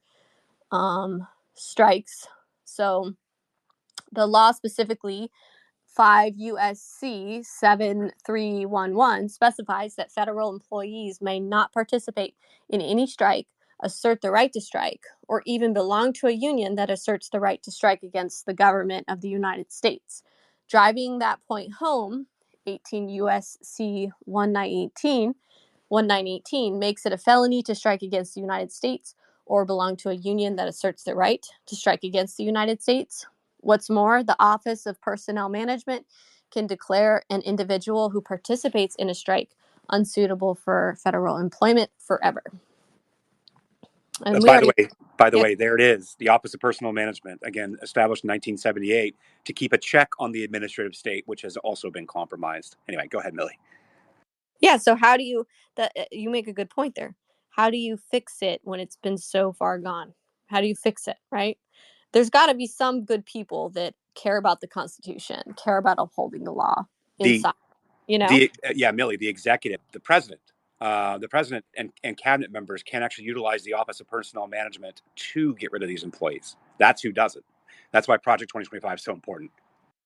I think that also our congressional representatives, if they were to open an investigation, then I think that it would do something, hopefully, because these are, institutions of our own government that have members in them, employees of them, subverting the functioning of our country. I mean, think of it away from partisan terms. Like, let's not think of it in terms of Trump.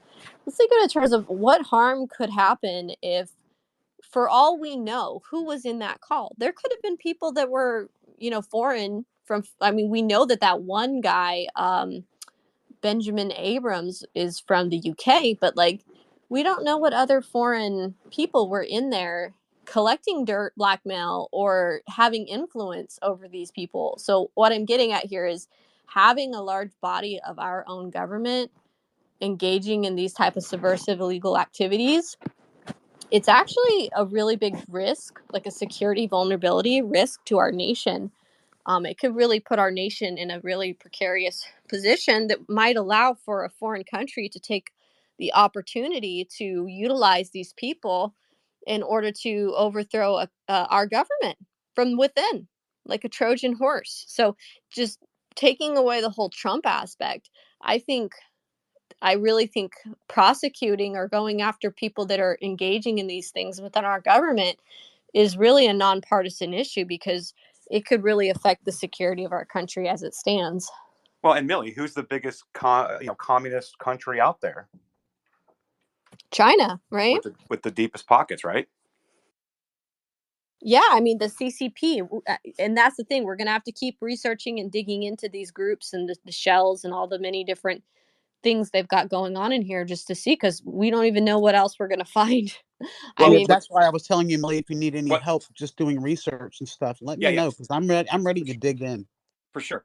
But to bring that point home a little bit further, like Millie, when you and I were on the phone, well, we're always on the phone, but when we were on the phone for a while and we were looking at all the different, like I like to call them, Russian dolls of shell funding activism, money resources.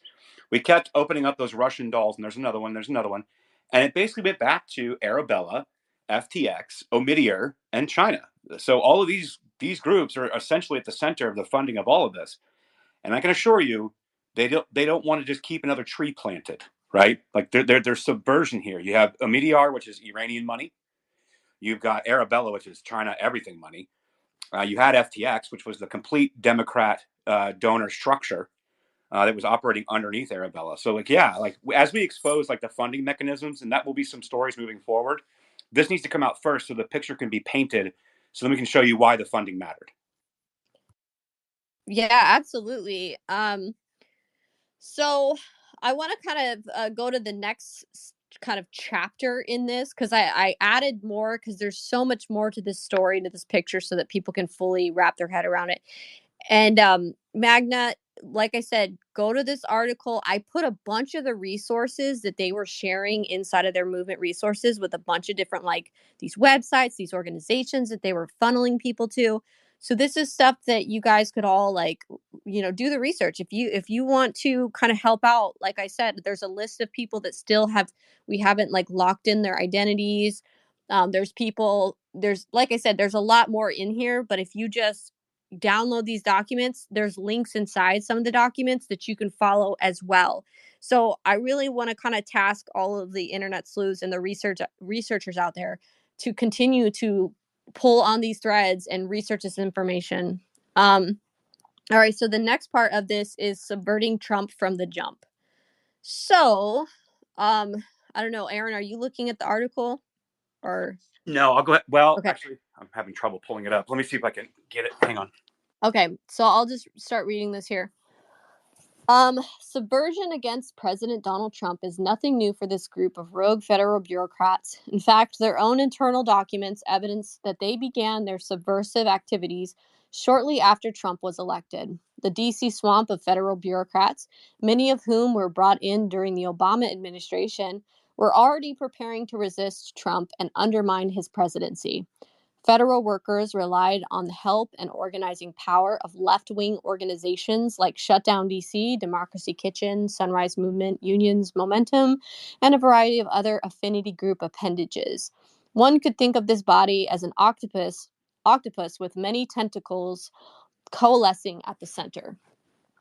Google Docs were made very useful in the organizational communication and dissemination of guides and instructions for subverting the office of the presidency from the beginning. A document titled Federal Service Articles, linked inside the Activism Resources for Federal Workers Guide, was circulated by the group. Starting November 9th, news articles related to federal service under the new administration were cited with a brief below, offering instructions or key insight for federal workers to utilize in their effort to subvert Donald Trump's transition into the presidency and thwarting his administration's policies.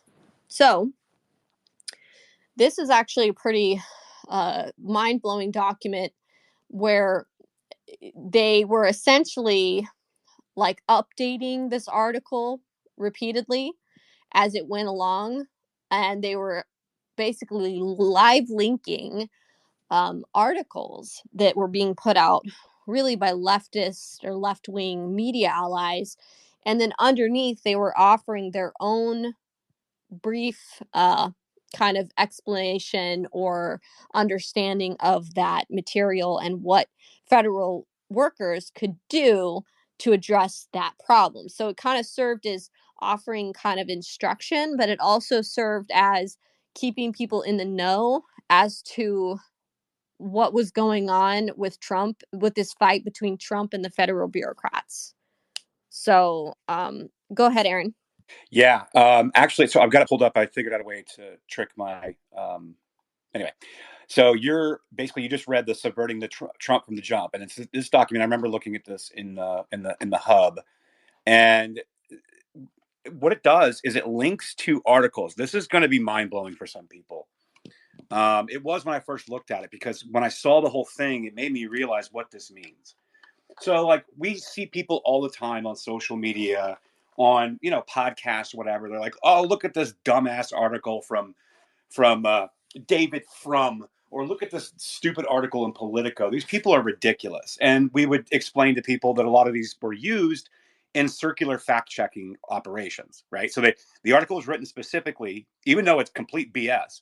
It was published by a mainstream publishing outlet, and then it was used to like a community note on Twitter, but like fact checks. So we do fact checks on Facebook or Wikipedia fact checks or whatever. They would write these articles. But what's more interesting about this is that as you really peel back and look at this, it wasn't just designed to use circular reporting for fact checks to maintain lies. It was also to centralize essentially like propaganda that can be packaged and used for recruiting more people. They're like, wow, this makes sense. See the point that they made? And wow, they have 17 articles from FedWeek and Forbes and Intercept and Yale Journal on regulation and the American Spectator, and they've got ProPublica. Like, wow, okay, so this makes sense. So the point you just made in my training here, and I'm looking at this document, and I have access to all these articles that are written by PBS and Politico and the ACLU. Well, this must be legit. Democracy must be under attack, right? This is part of centralizing the propaganda to create more activists within the federal government. So it's not just that they were writing all these stupid articles to signal to the base or to cement propaganda for the public. This is also designed to centralize the propaganda for creating more activists. When you see this, you can't unsee it, and it's hard to explain. I hope, Millie, did I explain it right? Yeah, I think that you've really done a really good job at explaining it. And it's really key because, ProPublica, they're citing ProPublica articles. political articles, and then of course a bunch of other kind of left-leaning news publications or news media, let's just say. And yeah, we know that they kept talking about ProPublica and Politico repeatedly as being places that were friendlies for them to leak documents to that would protect them, right? So so it's key, but it also evidences the timelines. So in the article I put in image form some of the ones that I thought really stood out, but obviously like you can download the full document yourself and read through all of them, because there's also quite a few where they're complaining about things that Trump's doing, and oh, he's being so horrible to us federal bureaucrats, and there's things that they kind of victimize themselves over. But then there's also quite a bit of offensive posts. So like just to read kind of some of like the titles here, like Trump versus the federal bureaucracy, right? And again, this is them referencing the 3 million strong army of bureaucrats that are ready to go up against Trump. So Donald Trump's triumph over Hillary presages an even bigger battle ahead against the heart of the Democratic establishment, the federal workforce. This army of bureaucrats, almost 3 million strong, gave Clinton a large majority of their votes, over 90% of the campaign contributions. So just really kind of talking about how much the federal people are on their side, the Democratic side, and that they're going to be a force that Trump's going to have to, deal with. Bureaucratic resistance below. Then they go into how to leak to ProPublica. We are a team of investigative journalists devoted to exposing abuse of power. If you've got any evidence showing powerful people doing a wrong thing, here's how to let us know while protecting your identity. What's ahead for feds in the Trump administration? Some of the major initiatives that may lie ahead for federal workers. Will Trump play nice if journalists launch a FOIA offensive against his administration? Which could be even signaling that that's something to do. Attention federal employees, if you see something, leak something. If you're a public servant in Washington, D.C., you may be worried about what your job will look like after January 20th, who you'll be working for, what you'll be asked to do. You might be concerned that the programs you've developed will be killed or misused, or that you'll be ordered to do things that are illegal or immoral. You may be thinking you have no choice, or that your only alternative is to quit, but there's another option. If you become aware of behavior that you believe is unethical, illegal, or damaging to the public interest, consider sharing your information securely with us. History shows the enormous value of government workers who discover abuses of power, collaborating with journalists to expose them. Yeah, so. Do you want me to keep going for you? I know you were trying to take a... Yeah, that'd be great. Yeah. So the next one is from Just Security in January 17th of 2017, and this was entitled Dissenting from Within the Trump Administration. And it says, quote, as we near the inauguration, we write to follow up on a post by offering a catalog of the ways that of those working in government can respond when asked to participate in actions they believe to be illegal or unethical, or when they become aware of such actions taken by others. We break the options down into 4 categories. 1, working from within. 2, reaching out to allies in other parts of the government. 3, whistleblowing. And 4, last resort measures. This is a general outline of options that apply to a wide range of federal employees. And we recognize, however, that the decisions about how to dissent are deeply contextual. The precise options available will vary among other factors, the agency and the individual's position within it. Thoughtful government employees can serve as a powerful check on government abuse and indeed help with their colleagues and their supporters and their clients to avoid legal and ethical trouble. The outline will have to be provided here shows that it's a robust array of options available to every single executive branch employee to challenge illegal or unethical actions. That is a source of immense strength, one that we are all going to count on in the next 4 years unfold, right? That's written in 2017. So, I mean, like, they're just setting the stage, right? Next one thing federal employees can do before Trump takes power. This is one thing. This is telling them how to subvert before his administration even comes in and they do the transition, right? So they're setting up already before the administration even comes in. And they're saying, if you're a federal employee, one especially one who's worked on any number of high-profile issues in the Obama administration, i.e. climate change, which comes to mind, and along a list of others. Perhaps now would be a good time to buy insurance. Listen to this. There's a company called Federal Employee Defense Services. They offer insurance policies that can provide legal fees if you're caught up in an investigation. Full disclosure, my firm represents some clients who have Feds insurance. Feds doesn't insure your reputation if you're being targeted by Chaffetz or Trump. But if you're worried about not being able to afford a lawyer, Feds takes care of that. Because really, there's just about nothing you can do to protect yourself from maybe what's coming. It's just absolutely nuts. This was published by Politico in January 23rd of 2017. Revenge of the Bureaucrats. Quote, the government is a place where it's easier to keep something from getting done than it is to actually do something, said Robert Shea, who was an official during W's Office of Management and Budget. All of the work that the new administration wants to get accomplished will depend on the speed and productivity of the federal workforce. Ostracizing the massive federal workforce comes with its own political perils. The vast majority, about 85%, are based out of Washington, D.C., meaning Trump could anger workers all over the country, including key battleground states. Cox, like others that are interviewed for this story, noted that most career federal employees are used to a political changing of the guard, and they take their role as nonpartisan government overseers seriously, unquote. So, ended up with really nice language when they're basically suggesting here that so if you all are pissed off, you guys can completely screw this administration and not get anything done. So you could have your revenge, the revenge of the bureaucrats.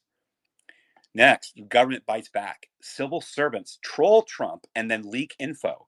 Guys, this was published in PBS January 27th of 2017, or January 25th of 2017. In response to Trump's hiring freeze for federal agencies and a communications blackout, some official social media accounts have tweeted out messages decidedly at odds with this agenda, and leaks are flowing into newsrooms across the federal government. Some agencies have been notably subversive in their messages, posting quotes and commentary that we've seen as trying to bait their new boss into a confrontation. Former cabinet officials say the president would be wise not to underestimate the power of the civil service, which not only has the ability to slow progress of new regulations, but also inside knowledge to sound alarms when needed. Quote, a CEO of a private company doesn't answer to shareholders or a board. If you say jump, somebody jumps. That, thank God, is not the way the government operates. Jen, I'm going to come to you. Do you guys see what they're doing here? Like this is really the swamp, right? Yes, we understand the cabinet positions, and we understand Congress people, and we understand consulting class, and we understand all these things, but they're giving the guide on how to completely slow down any effort, subvert the will of the American people, of elected officials, by using their bureaucratic energy and effectiveness to basically just completely subvert everybody. Oh, just wait. They acknowledge Oh, yes. that they're the swamp later on. They do. They acknowledge it. So I know. go ahead, Jen. I was setting it up. Well, yeah. So, for the first time, I think I realized why they're kind of like so brazen about it is because they were posting all of these articles and stuff back in 2017, like literally being like, yes, we are trying to stop Trump. Yes, we are subverting, and none of us, like, we didn't take I don't know if it's that we didn't take them serious, or like, I don't know what it was, but I think that gave, like, brazen them, like, made them more brazen to do what they did in 2020, because we didn't catch on to the real stuff that was happening before that. It's because these left-wing media sites were shielding who the leakers were. So they can go neener behind the media outlets and the journalists and leak documents. And the Trump administration knew that there was a problem. They just didn't know who was doing it. And guess what? Now we do, right? That's exactly right. We named names, Millie, and you got video in their faces. And again, that was the whole point, right? Now, granted, yes, they would write fake stories to like push propaganda. They say a person familiar with another person's thinking or whatever. But a lot of times it was a person familiar with the matter or a person associated with the office. These are all leakers. These are all people bringing stuff and twisting it, and then they don't have to actually name the name. And because they have the institutional power, no one's forcing them to name the name. It's just really disgusting. And the era of clickbait headlines, and when people only reading the headlines and not the articles, this is what's done damage to it. And social media accelerated the ability for them to be able to do this. It's really quite pernicious. So let's get back into it. What do you say? This was the Yeah. next one. Yeah. Yeah, So just really quick, just to preface this next one, you're kind of like, okay, whatever. Government employees have opinions too. Like, I don't get it, but when you read the ones that happen at the later dates, you'll get why they're setting the stage here, and it almost points to that this was instruction. that's a great point. And this one is entitled by the ACLU, mind you, January 25th of 2017. Government employees get to have opinions too. The new administration is entitled to use official channels of government, whether they be press briefings or websites or social media accounts, to put out its own messages. And it can decide what federal employees are allowed to communicate when they are on the job. But the First Amendment still protects those employees' ability to speak in their private capacities on their own time about matters that concern the public. The Supreme Court has stated clearly that public employees cannot be fired for speaking of issues of public concern as private individuals. Practically speaking, this means that with the possibility exception of a certain high-ranking government officials, an employee can speak on personal time and in a personal capacity about matters that affect the public. And then there's the next one by Salon. They kind of attached onto this, and that was Donald Trump is already trying to muzzle leakers, but government employees have broad free speech rights. And that was a Salon rag the day prior in 2017 on the 24th. Now, next one, this is from Open Democracy, and it was called an inside-outside strategy for defending the U.S. Republic. Historically, civil servants have used a range of tactics to challenge government policies deemed unethical or unconstitutional.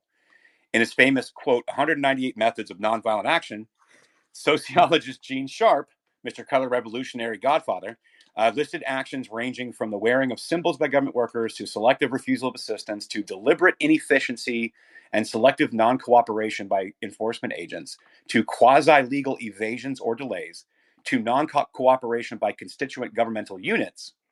And it says the article specifically describes examples for when federal workers used to, quote, slow down, build a record, leaking information, enlisting support of inspector generals, and suing the agency and resigning. Listen to that entire process. This was part of Gene Sharp's civil disobedience work and color revolution, if you want to call it that, which I do. It says this article describes specific examples. So this is a timeline of how they do it. Just specific examples for when federal workers used first the slowdown, built a record, then they leak the information, and then they enlist the support of inspector generals and then sue the agency and resign. Right. And if you heard, like in the recorded calls earlier that we played, you heard one person saying, "I'm absolutely willing to give up my job. I can take another job elsewhere, so I can afford to do this." And these are the people that were doing this kind of, I don't know, a suicide pilot, basically. And that's what they were doing. I mean, these people are just they're just insane.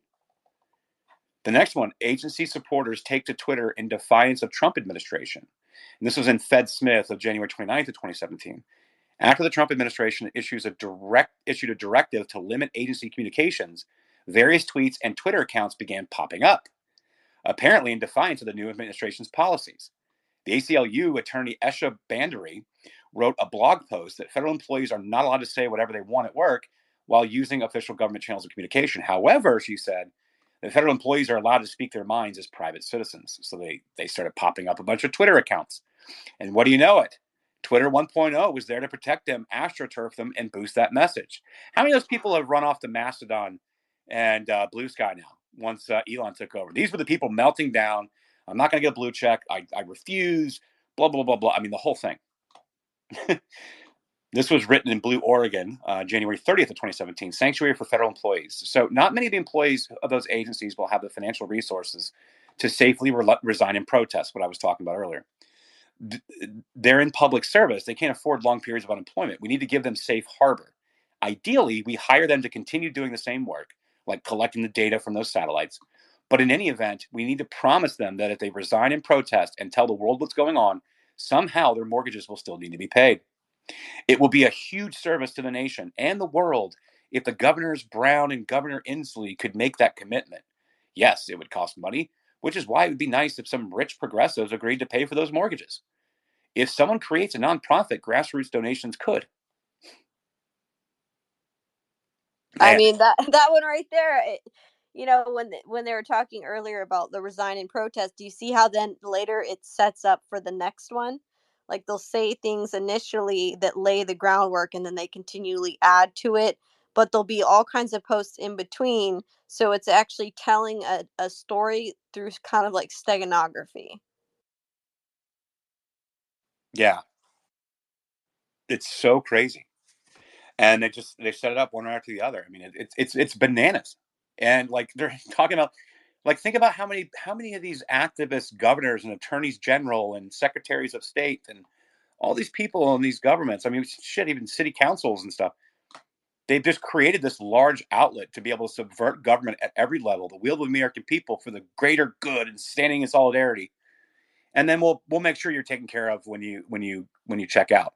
Meanwhile, real whistleblowers get their entire lives ruined, and they get attacked by these same blue-haired goofballs wearing these stupid pins, with these short haircuts, wearing Black Lives Matter flags in their driveway. Like, stop! So here we go. Career officials, you are the last line of defense against Trump. This is from Foreign Policy, January 30th. Your jobs have never been more important. You are patriots who work for the American people, largely out of sight and with little recognition or glory. This is what I was talking about earlier. I'm going to read this one more time. Remember when I was talking about how easy it is to subvert a lot of these people because they felt like they don't really contribute anything and they're just checking in every day and they're in the most vanilla black and white corporate government office and they just want to feel like they matter. So then they get this really cool person that says really cool things and they have these meetings at the coffee shop and they're going to stand in solidarity and Orange Man bad. We need to take back this country. Now they feel like they're part of something. It's so easy. It's so easy to co-opt these people. So this post, career officials, you're the last line of defense against Trump. Your jobs have never been more important. You are patriots who work for the American people, largely out of sight and with little recognition or glory. And your job remains to keep them safe and secure as you have always worked to do. Keep providing fact-based, high-quality, informed analysis, advice, and recommendations.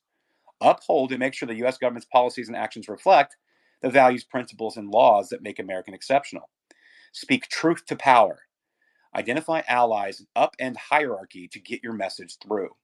Whether drafting memos or briefing principles, ensure that decisions are grounded in facts, constrained by law, and advance U.S. interests. Document and preserve everything. In many ways, you're the last line of defense against illegal, unethical, or reckless actions. And again, now they're saying that it can't just be legal or illegal or mandated by position. You can call anything subjectively unethical or reckless. And do you see how they gray area this stuff? When we open the space, this is what I was talking about. Perception and gray area. Even when law and process is black and white, we got to get into the gray area.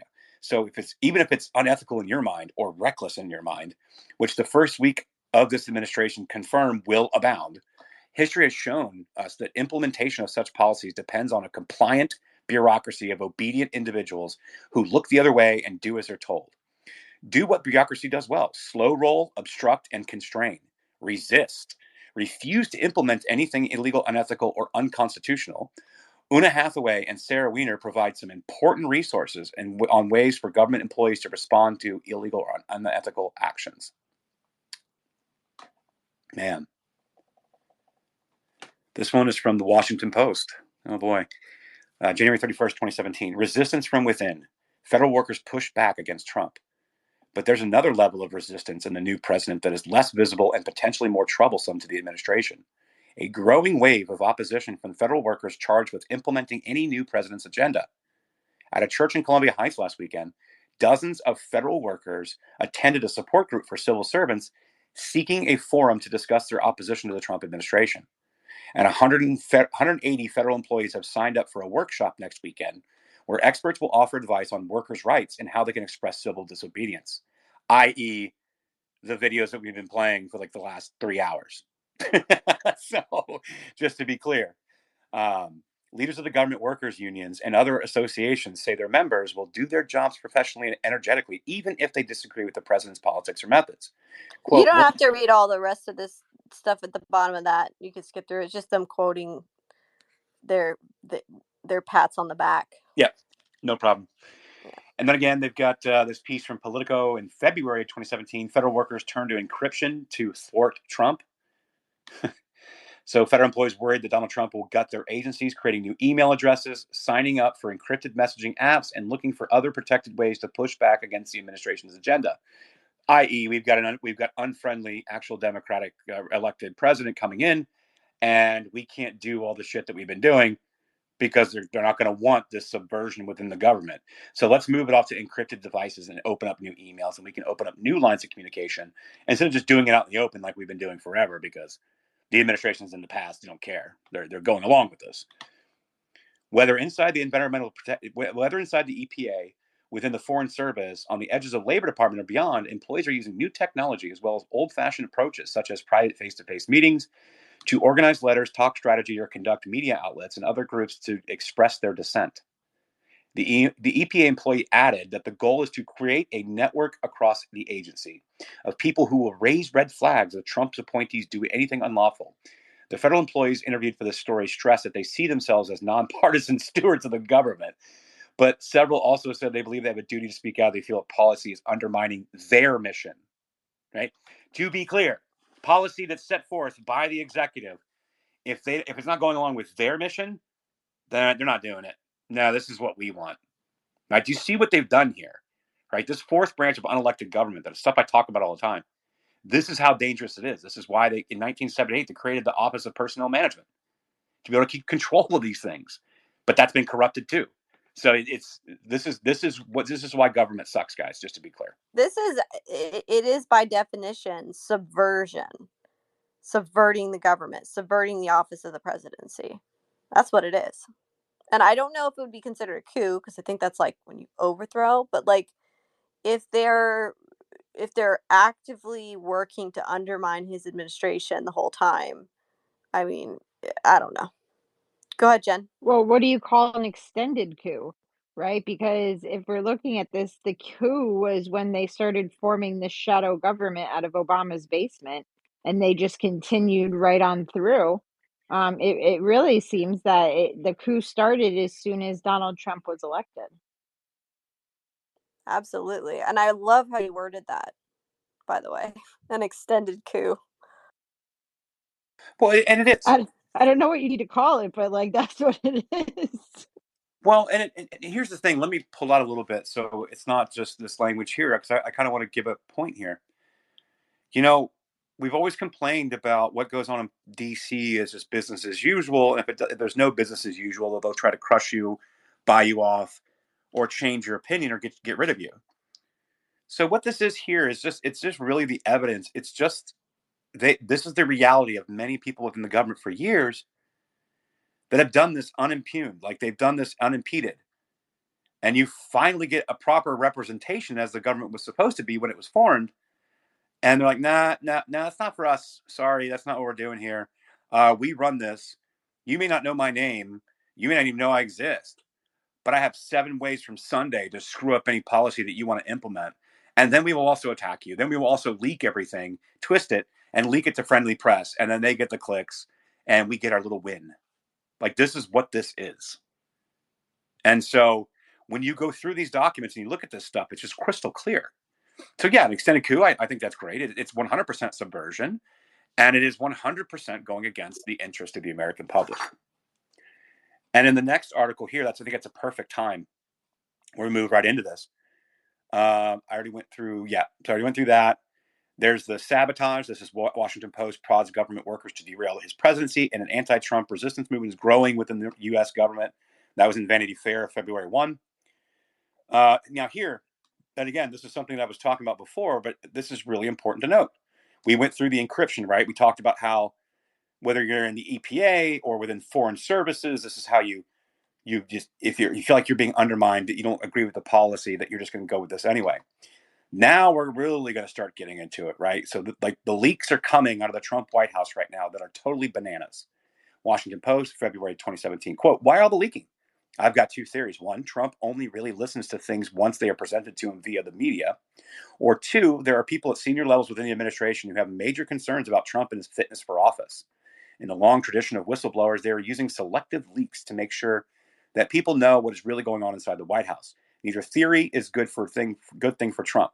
He is someone who has made it very clear, both in the business world and his brief stint in politics, that he expects unflinching loyalty from his staff." So In the context of the video that we've gone over the last 2.5, 3 hours, where you have all these government officials that are having these meetings and talking about standing in solidarity, and you look at this, and we went over the document about resources for federal workers, how you should utilize leaking, and then these publications that are listed out here that are giving the examples of the articles will protect you and run interference, and it'll say just somebody familiar with the matter, or somebody familiar with this person's thinking, but really it's just a leak through in this bureaucracy. So this really highlights this, right? How many more do you got here, Millie? Let's see. I mean, there's quite a few. We don't have to read through all of them. I'll summarize some of them so we can skip some of these ones. Like, just basically, the former Scalia clerk offers legal advice, free representation to civil servants who defy Trump's illegal order. And that's just them encouraging, like, to try to be supportive, like, oh, we'll help you sue, or we'll represent you if you defy Trump's orders. Conservatives demanding details on federal workers' encryption use.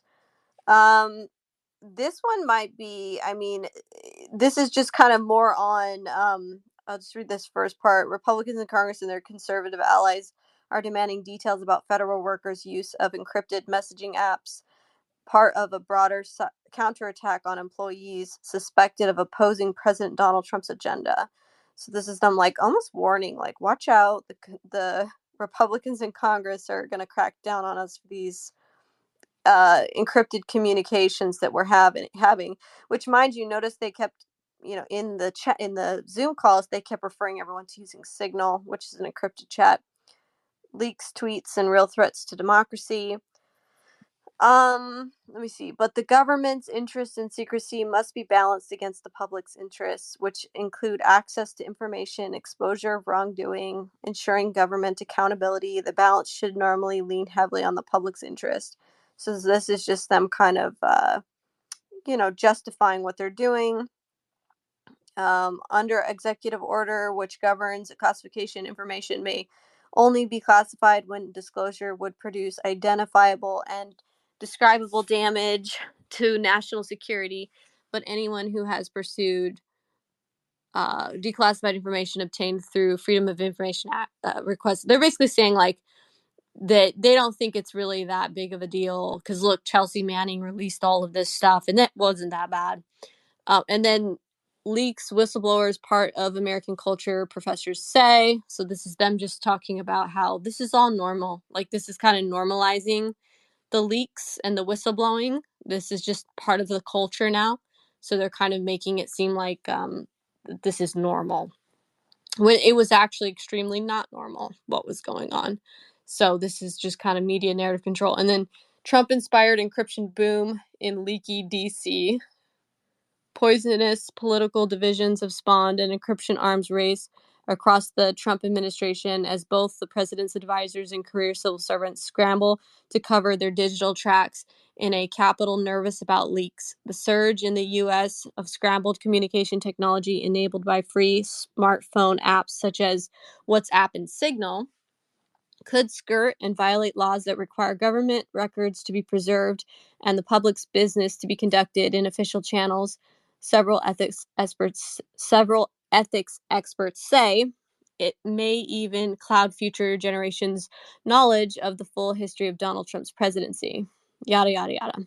And then caution when draining the swamp. Remember, it's a very, very big swamp. What the folks who have come to town to drain the swamp need to realize is that 85% of the federal workforce lives, works, spends, and votes outside the Washington area.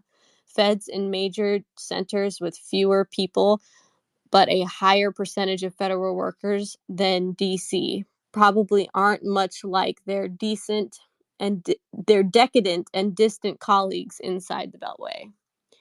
So they're kind of basically saying, that they are the swamp in essence, but they don't all live in DC. So yeah. And and they're basically saying, like, good luck, you guys are gonna be able to handle this. You don't even know that we're out here. We're not inside the DC. How do you know we're even here? Yeah, well, the Office of Personnel Management does, ladies and gentlemen. We get that. We get that presidency in 2025. You watch. Mr. Big Swamp. I'm just saying, like, these people, man, and that's the thing, like, this is a concentration of propaganda used through legacy media, mainstream media outlets to concentrate it into these trainings and these documents that we're going over.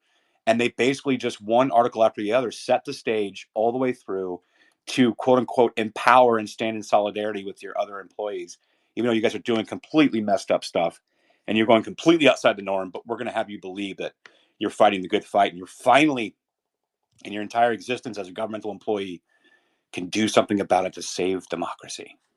And this is what they've done. Now we're getting into interfering in the 2020 election. What do you want to do here, Millie? Because I can keep going. Yeah, I mean, this is the thing. This next part is explosive. It Right. really is explosive. And so, I mean, I don't even know. I mean, we've got 140 people in here right now. Maybe. The everyone seems to be kind of tuned in on these clown show primaries, which I are know. really pointless because we already know Trump's going to be the he's going to be the one, right? He's going to be the one on the ballot. So maybe we do part two. Maybe we do part two another time. But this is pretty explosive, so I am tempted to go through this, at least some of it, but I don't know. Maybe I should. I don't know. This is the stuff that gets into this very first document here. Yeah. Maybe we should just get into the up until let me see.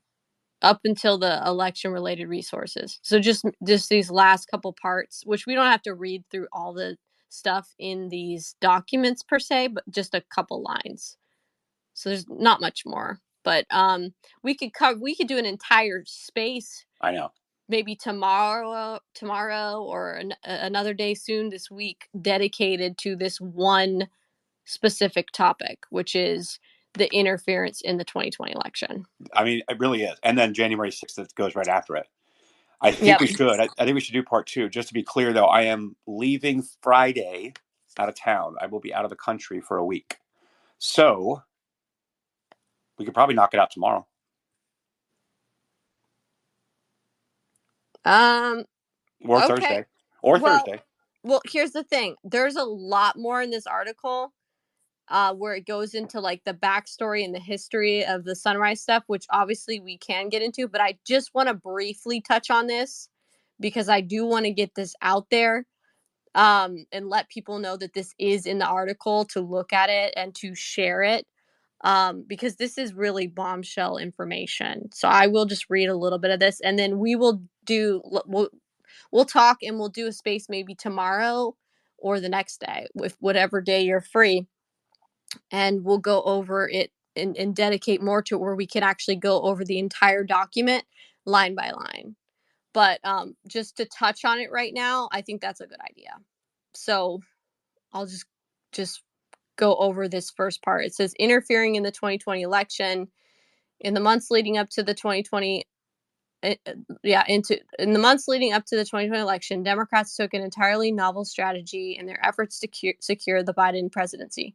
They poured all of their efforts into online organizing, utilizing Zoom and recruitment for volunteer activities to get out the vote. They heavily emphasized the importance that mail-in ballots would play in the 2020 presidential election due to the pandemic.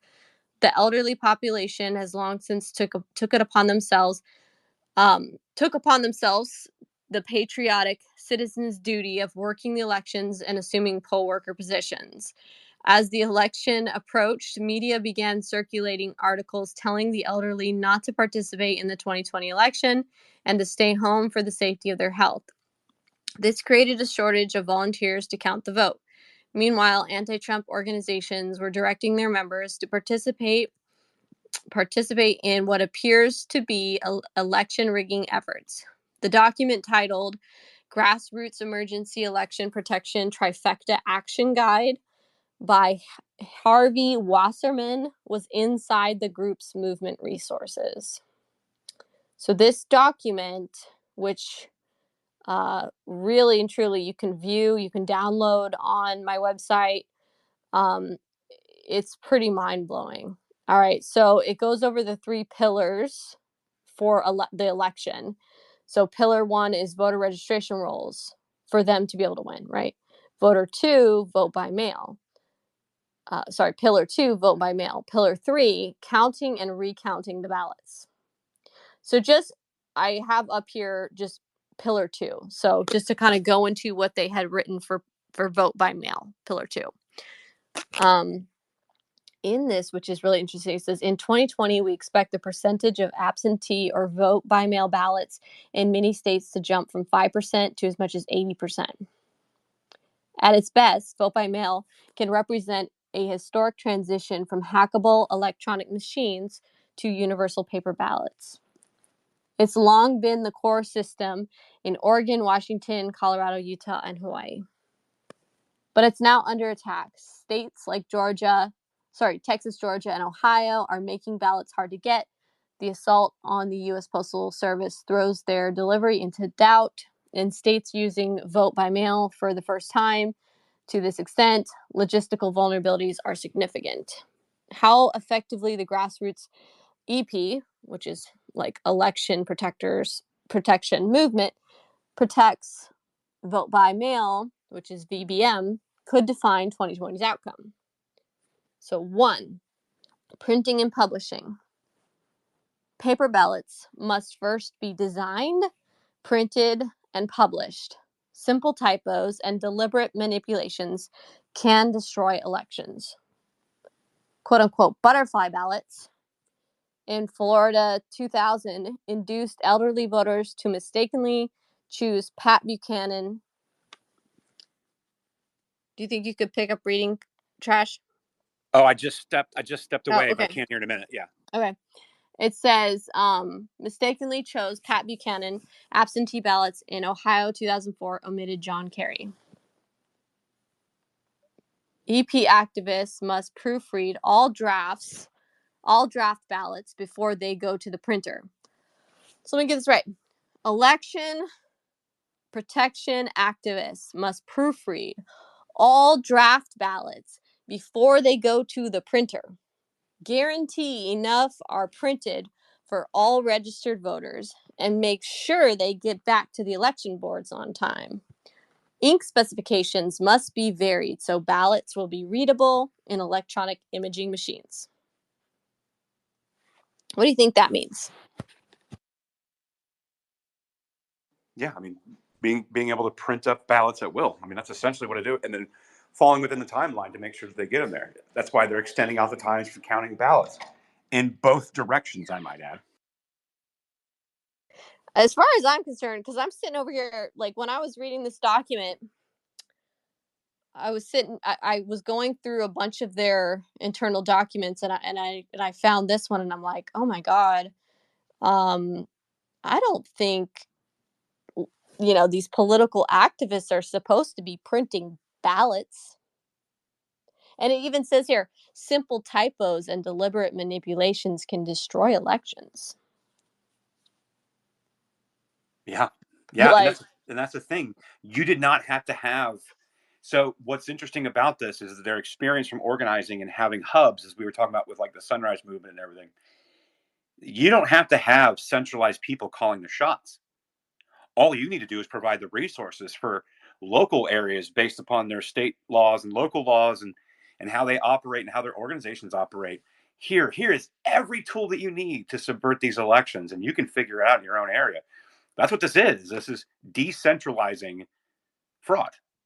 well, what's interesting is like when they keep referring to EP activists or election protection activists, they say election protection activists must proofread all draft ballots before they go to the printer, guarantee enough are printed for all registered voters, and make sure they get back to the election boards on time. So it sounds like these EP activists were the ones who were overseeing how everything was done correctly.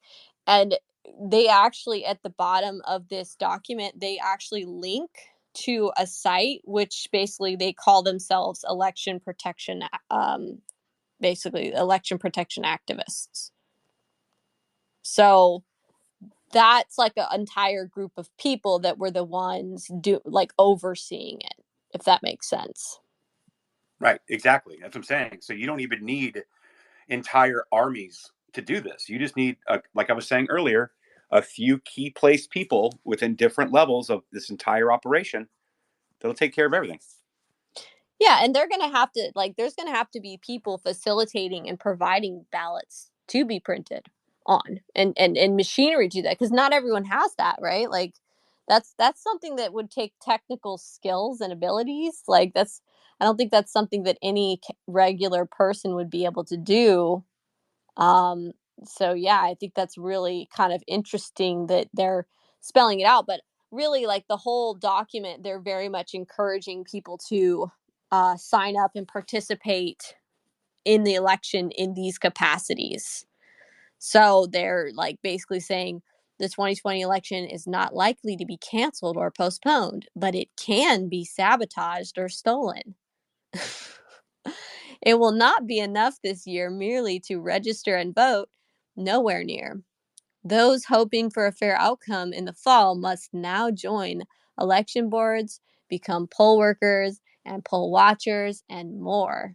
Wherever possible, all citizens committed to American democracy must be present for every aspect of the 2020 election process, including the post-election ballot counting and recounting. Yep. So that's one.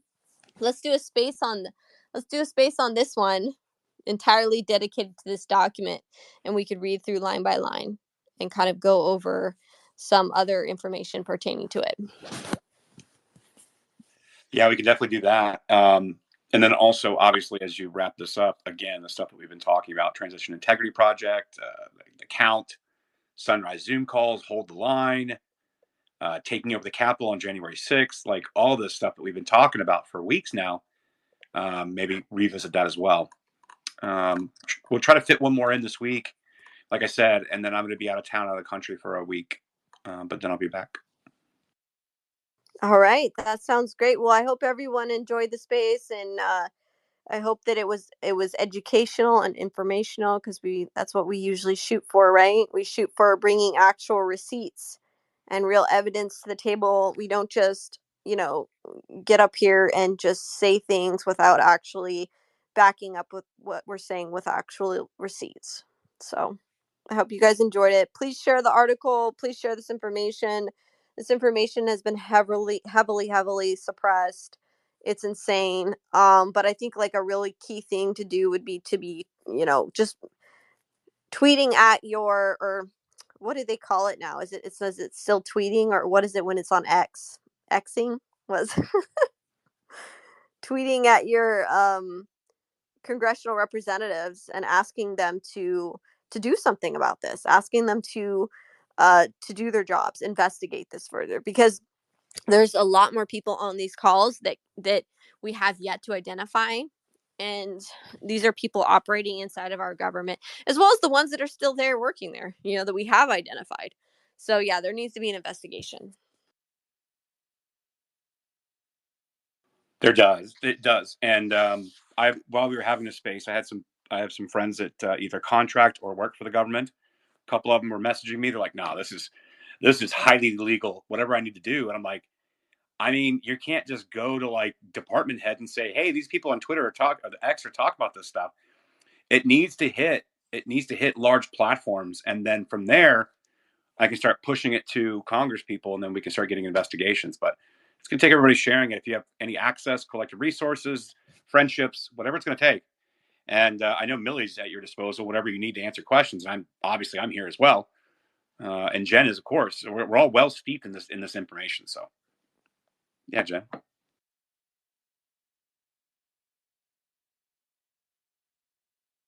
Yeah, thanks, Josh. Thanks, Millie, for having me and letting me co-host. Appreciate you guys. Thanks everybody for listening. And I just wanted to point out, tomorrow night at tomorrow night at 9:00, America Mission is hosting Jennifer McWilliams and Courage is the Habit. It's an action space to send emails and letters to the main government to stop that kids transgender bill. So we'll be doing another one of those spaces tomorrow night, 9:00. Make sure you're following Vinny, who will be hosting it. And then, of course, America Mission. Thanks, guys. Thanks, Jen. Thanks, everyone. All right. Thanks a lot, guys, for being here, and we will see you soon. Keep your eye out for the next one.